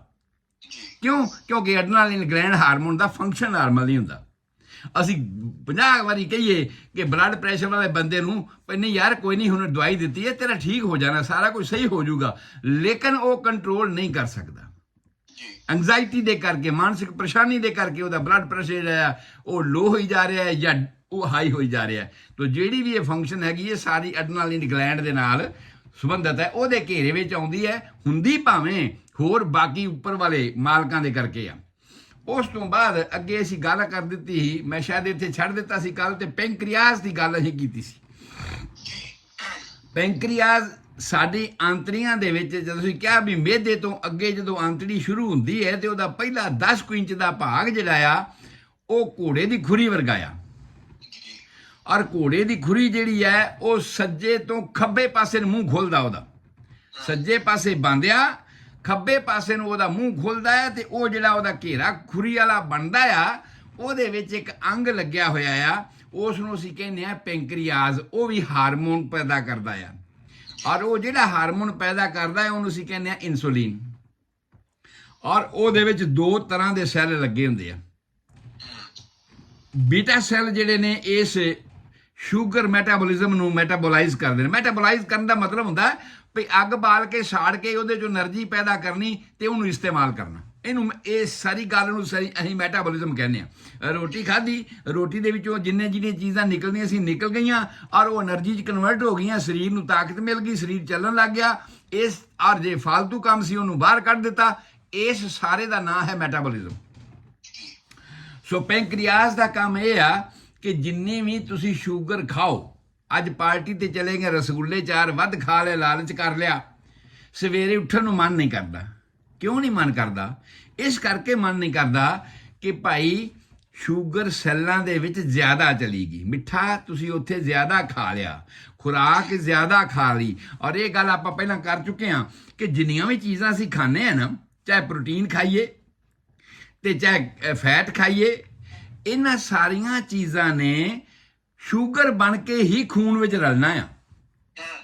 ਸ਼ੂਗਰ ਦਾ ਨਾਂ ਵੱਖਰਾ ਵੱਖਰਾ ਹੈ, ਜਿਵੇਂ ਫੈਟ ਦੇ ਵਿੱਚੋਂ ਅਮਾਈਲੇਜ਼ ਹੁੰਦੀ ਹੈ, ਪ੍ਰੋਟੀਨ ਦੇ ਵਿੱਚੋਂ ਐਮੀਨੋ ਐਸਿਡ ਹੁੰਦੀ ਹੈ, ਇਸੇ ਤਰ੍ਹਾਂ ਹੀ ਸ਼ੂਗਰ ਦਾ ਨਾਂ ਤੇ ਵੱਖਰਾ, ਪਰ ਬਣਨੀ ਸ਼ੂਗਰ ਹੀ ਹੈ, ਹੋਣੀ ਉਹ ਸ਼ੂਗਰ ਹੀ ਹੈ। ਔਰ ਉਸ ਸ਼ੂਗਰ ਨੂੰ ਜਦੋਂ ਉਹਨੇ ਸੈੱਲਾਂ 'ਚ ਜਾਣਾ ਆ, ਇਸ ਪੈਂਕਰੀਆਸ ਦਾ ਕੰਮ ਆ। ਜਿਹਦੀ ਪੈਂਕਰੀਆਸ ਸਟਰੋਂਗ ਹੈਗੀ ਹੈ, ਤਾਕਤਵਰ ਹੈਗੀ ਹੈ, ਤੇ ਉਹ ਭਾਵੇਂ 10 ਰਸਗੁੱਲੇ ਵੀ ਵੱਧ ਖਾ ਲੈਣ, ਖਾਸ ਤੌਰ ਤੇ ਜਵਾਨੀ ਦੇ ਵਿੱਚ। ਅਸੀਂ ਗੰਨੇ ਚੂਪ ਲਏ, ਗੰਨਿਆਂ ਦੀ ਸਾਡੀ ਕੋਈ ਗਿਣਤੀ ਥੋੜੀ ਹੁੰਦੀ ਸੀਗੀ ਵੀ ਕਿੰਨੇ ਕੁ ਚੂਪ ਲਏ ਆ, ਵਾਧੂ ਚੂਪ ਲੈਂਦੇ ਸੀ ਤੇ ਫਿਰ ਵੀ ਭੱਜੇ ਦੌੜੇ ਫਿਰਦੇ ਸਨ। ਪਰ ਯਕੀਨਨ ਜਿਹੜੇ ਆਮ ਰੂਟੀਨ ਬੰਦੇ ਹਨ, ਉਹ ਅਗਰ ਮਿੱਠਾ ਥੋੜਾ ਜਿਹਾ ਜ਼ਿਆਦਾ ਖਾ ਲੈਣ, ਉਹਨਾਂ ਦੀ ਮੈਟਾਬੋਲਿਕ ਰੇਟ ਜਿਹੜਾ ਹੈ ਉਹ ਘੱਟ ਹੋ ਚੁੱਕਿਆ ਹੁੰਦਾ ਉਮਰ ਦੇ ਮੁਤਾਬਕ। ਪੈਂਕਰੀਆਸ ਨੇ ਜਿਹੜਾ ਕੰਮ ਕਰਨਾ ਹੁੰਦਾ ਉਮਰ ਦੇ ਨਾਲ ਸਲੋ ਹੋ ਗਿਆ ਹੁੰਦਾ ਹੈ, ਤੇ ਫਿਰ ਅਗਲੇ ਦਿਨ ਉਹਨਾਂ ਨੂੰ ਸੁਸਤੀ ਪੈ ਜਾਂਦੀ ਹੁੰਦੀ, ਅੱਜ ਕੰਮ ਤੇ ਨਹੀਂ ਜਾਣਾ, ਅੱਜ ਨਹੀਂ ਕੰਮ ਤੇ ਜਾਇਆ ਜਾਣਾ, ਸਰੀਰ ਥੱਕਿਆ ਜੇ। ਉਹ ਥਕਾਵਟ ਕੀ ਹੈ? ਥਕਾਵਟ ਇਸ ਗੱਲ ਦਾ ਐਕਸਪਲੇਨੇਸ਼ਨ ਆ ਕਿ ਤੁਹਾਡੇ ਸੈੱਲਾਂ ਦੇ ਵਿੱਚ ਸ਼ੂਗਰ ਜ਼ਿਆਦਾ ਆ ਗਈ ਆ। ਜਦ ਤੱਕ ਉਹ ਮੈਟਾਬੋਲਾਈਜ਼ ਨਹੀਂ ਹੁੰਦੀ, ਉਸੇ ਵੇਲੇ ਟੋਕੇ ਤੇ ਪੱਠੇ ਕੁਤਰਨ ਲਾ ਦਿਓ, ਪਸੀਨਾ ਆ ਜਾਵੇ ਸਰੀਰ ਦੇ ਵਿੱਚੋਂ, ਉਹ ਸ਼ੂਗਰ ਮੈਟਾਬੋਲਾਈਜ਼ ਹੋ ਜੂਗੀ, ਤੇ ਤੁਸੀਂ ਉਸੇ ਵੇਲੇ ਕਹਿਣਾ ਯਾਰ ਹੁਣ ਤੇ ਕਾਇਮ ਆ। ਅਸੀਂ ਕਿਉਂ ਸਵੇਰੇ ਉੱਠ ਕੇ ਨਹਾਉਣੇ ਆ? ਅਸੀਂ ਇਸ ਕਰਕੇ ਨਹਾਉਣੇ ਆ ਕਿ ਰਾਤ ਦੇ ਪਸੀਨੇ ਨਾਲ ਸਾਡੇ ਜਿਹੜੀ ਸਕਿਨ ਆ ਉਹਦੇ ਮਸਾਮ ਬੰਦ ਹੋਏ ਹੁੰਦੇ ਆ। ਉਹਦੇ ਮਸਾਮ ਬੰਦ ਹੋਣ ਦੇ ਕਰਕੇ ਬਹੁਤ ਕੁਝ ਜਿਹੜਾ ਉਹਦੇ ਵਿੱਚੋਂ ਨਿਕਲਣਾ ਸੀ ਉਹ ਬਾਹਰ ਨਹੀਂ ਨਿਕਲ ਸਕਿਆ, ਜਿਹਨੂੰ ਮੈਟਾਬੋਲਾਈਜ਼ ਕਰਕੇ ਸਰੀਰ ਨੇ ਬਾਹਰ ਕੱਢਣਾ ਸੀ ਪਸੀਨੇ ਦੇ ਰਾਹੀਂ, ਉਹ ਨਹੀਂ ਨਿਕਲ ਸਕਿਆ ਤੇ ਸਰੀਰ ਦੇ ਅੰਦਰ ਹੀ ਤਾਂ ਸੁਸਤੀ ਪਈ ਹੁੰਦੀ ਹੈ। ਤੁਸੀਂ ਜਦੋਂ ਨਹਾ ਲੈਂਦੇ ਹੋ, ਮਸਾਮ ਖੁੱਲ ਗਏ, ਉਹ ਸਾਫ਼ ਹੋ ਗਏ, ਤੇ ਤੁਸੀਂ ਕਹਿੰਦੇ ਯਾਰ ਹੁਣ ਤੇ ਐਕਟਿਵ ਹੋ ਗਿਆ, ਫਟਾਫਟ ਚੱਲਦੇ ਆ ਕੰਮ ਤੇ। ਇਹ ਸਾਰੀਆਂ ਆਮ ਇੱਕ ਦੂਜੇ ਨਾਲ ਰਲਦੀਆਂ ਗੱਲਾਂ ਨੇ ਤੇ ਆਮ ਸਮਝਣ ਵਾਲੀਆਂ ਗੱਲਾਂ ਨੇ, ਤੇ ਕਿਉਂ ਫੁਰਤੀ ਆ ਜਾਂਦੀ ਹੈ, ਕਿਉਂ ਚੁਸਤੀ ਆ ਜਾਂਦੀ ਹੈ। ਔਰ ਜੇ ਸ਼ੂਗਰ ਮੈਟਾਬੋਲਾਈਜ਼ ਹੋ ਗਈ, ਨਾਰਮਲ ਤੌਰ ਤੇ ਹੁੰਦੀ ਰਹੇਗੀ ਤੇ ਠੀਕ ਹੈ। ਤੁਹਾਡਾ ਸ਼ੂਗਰ ਦਾ ਲੈਵਲ ਜਿਹੜਾ ਅਸੀਂ ਸਟੈਂਡਰਡ ਮੇਜਰਮੈਂਟ ਕੀਤਾ ਹੈ 80 ਮਿਲੀਗ੍ਰਾਮ ਪਰ 100 ml of blood, 100 millilitre blood ਦੇ ਵਿੱਚ 80 ਮਿਲੀਗ੍ਰਾਮ ਸ਼ੂਗਰ, ਉਹਨੂੰ ਅਸੀਂ ਨਾਰਮਲ ਸਮਝਦੇ ਹਾਂ। ਜੇ ਤੁਸੀਂ ਖੁਰਾਕ ਖਾ ਲਈ, ਥੋੜੀ ਜਿਹੀ ਉਹ ਸ਼ੂਗਰ ਵੱਧ ਗਈ ਤੇ ਉਹ 110 ਤੱਕ ਪਹੁੰਚ ਗਈ, ਕੋਈ ਗੱਲ ਨਹੀਂ। ਜੇ ਤੁਸੀਂ ਥੋੜੀ ਦੇਰ ਬਾਅਦ ਵੇਖੋਗੇ, ਅਸੀਂ ਆਮ ਤੌਰ ਤੇ 2 ਘੰਟੇ ਦਾ ਐਸਟੀਮੇਸ਼ਨ ਰੱਖਦੇ ਹਾਂ, ਜੇ 2 ਘੰਟਿਆਂ ਤੋਂ ਬਾਅਦ ਉਹ ਤੁਹਾਡੀ ਸ਼ੂਗਰ ਨਾਰਮਲ ਆ ਗਈ ਹੈ ਤੇ ਫਿਰ ਇਹਦਾ ਮਤਲਬ ਸਿਸਟਮ ਨਾਰਮਲ ਕੰਮ ਕਰ ਰਿਹਾ ਹੈ, ਸਟਾਕ ਤਾਂ ਆ ਗਿਆ ਹੈ, ਇਸਤੇਮਾਲ ਕਰ ਦਿੱਤਾ ਉਹਨੇ ਤੇ ਠੀਕ ਹੈ, ਬਰਨ ਕਰ ਦਿੱਤਾ, એનર્ਜੀ ਪੈਦਾ ਹੋ ਗਈ ਹੈ। ਜਿਵੇਂ ਜਿਵੇਂ ਅਸੀਂ ਬਜ਼ੁਰਗ ਹੁੰਨੇ ਆ ਉਵੇਂ ਉਵੇਂ ਸਾਡਾ ਉਹ ਮੈਟਾਬੋਲਿਕ ਰੇਟ ਘਟਦਾ ਜਾਂਦਾ ਆ। ਮੈਟਾਬੋਲਿਕ ਰੇਟ ਘਟਣ ਦੇ ਨਾਲ ਉਨੀ ਛੇਤੀ ਅਸੀਂ ਉਸ ਸ਼ੂਗਰ ਨੂੰ ਮੈਟਾਬੋਲਾਈਜ਼ ਨਹੀਂ ਕਰ ਸਕਦੇ ਤੇ ਇਸ ਕਰਕੇ ਸਾਨੂੰ ਸੁਸਤੀ ਪਈ ਹੁੰਦੀ ਹੈ। ਤੇ ਮੈਂ ਗੱਲ ਕਰ ਰਿਹਾ ਹਾਂ ਪੈਂਕਰੀਆਸ ਦੀ। ਸੋ ਪੈਂਕਰੀਆਸ ਇਹ ਉਹ ਅੰਗ ਹੈ ਜਿਹੜਾ ਸਾਡੇ ਸਰੀਰ ਦੀ ਸੁਸਤੀ ਨੂੰ, ਸ਼ੂਗਰ ਨੂੰ ਮੈਟਾਬੋਲਾਈਜ਼ ਕਰਕੇ ਕੰਟਰੋਲ ਕਰਦਾ ਹੈ। ਸੋ ਅਸੀਂ ਇਸ ਪੈਂਕਰੀਆਸ ਨੂੰ ਵੇਖਦੇ ਹਾਂ ਵੀ ਹੈ ਤਾਂ ਡਾਈਜੈਸਟਿਵ ਸਿਸਟਮ ਦੇ ਨਾਲ ਲੱਗਿਆ ਹੋਇਆ ਅੰਗ, ਪਰ ਇਹਦਾ ਆਪਣਾ ਕੰਟਰੋਲ ਹੈ। ਕਹਿੰਦਾ ਵੀ ਠੀਕ ਹੈ, ਤੁਸੀਂ ਹਜਮਾ ਹੁਜਮਾ ਜੋ ਕਰਨਾ ਕਰੀ ਜਾਓ, ਪਰ ਮੈਨੂੰ ਸਿਰਫ ਇੱਕ ਕੰਮ ਦੇ ਦਿਓ ਵੀ ਜਿਹੜੀ ਤੁਹਾਡੀ ਸ਼ੂਗਰ ਹੈ ਉਹਨੂੰ ਮੈਂ ਮੈਟਾਬੋਲਾਈਜ਼ ਕਰੂੰਗਾ, ਉਹਨੂੰ ਮੈਂ ਅੱਗ ਬਾਲ ਕੇ ਸਾੜੂੰਗਾ। ਹਾਂਜੀ, ਤੇ ਜੇ ਤੁਸੀਂ ਐਕਸਰਸਾਈਜ਼ ਕਰਕੇ ਛਾੜ ਦਿਓ ਤੇ ਗੱਲ ਵੱਖਰੀ ਆ, ਜਦੋਂ ਤੁਹਾਡੇ ਤੋਂ ਨਹੀਂ ਹੁੰਦਾ ਤੇ ਫਿਰ ਮੈਂ ਕਰ ਦੇਵਾਂਗਾ। ਤੇ ਜਦੋਂ ਮੇਰਾ ਵੀ ਕੰਮ ਫੇਲ ਹੋ ਗਿਆ, ਮੇਰੇ ਤੋਂ ਵੀ ਨਾ ਕਰਿਆ ਗਿਆ, ਤੇ ਫਿਰ ਤੁਸੀਂ ਸਮਝੋ ਵੀ ਡਾਕਟਰ ਕਹਿਣਗੇ ਇਹ ਤਾਂ ਡਾਇਬੈਟਿਕ ਹੋ ਗਿਆ। ਇੱਕ ਲਿਮਟ ਜਿਹੜੀ ਹੈ ਉਹ ਡਾਕਟਰਾਂ ਨੇ ਬੰਨ੍ਹ ਲਈ ਹੈ ਕਿ ਜੇ ਇਸ ਥਾਂ ਤੇ ਲਿਮਟ ਰਹਿੰਦੀ ਹੈ 80 ਮਿਲੀਗ੍ਰਾਮ ਤੇ ਰਹਿੰਦੀ ਹੈ ਜਾਂ 110-15 ਸਾਡੀ ਖੁਰਾਕ ਦੇ ਉੱਪਰ ਨਿਰਭਰ ਕਰਦਾ ਹੈਗਾ ਰਹਿੰਦੀ ਹੈ, ਤੇ ਅਸੀਂ ਕਹਿੰਦੇ ਇਹ ਨਾਰਮਲ ਹੈ।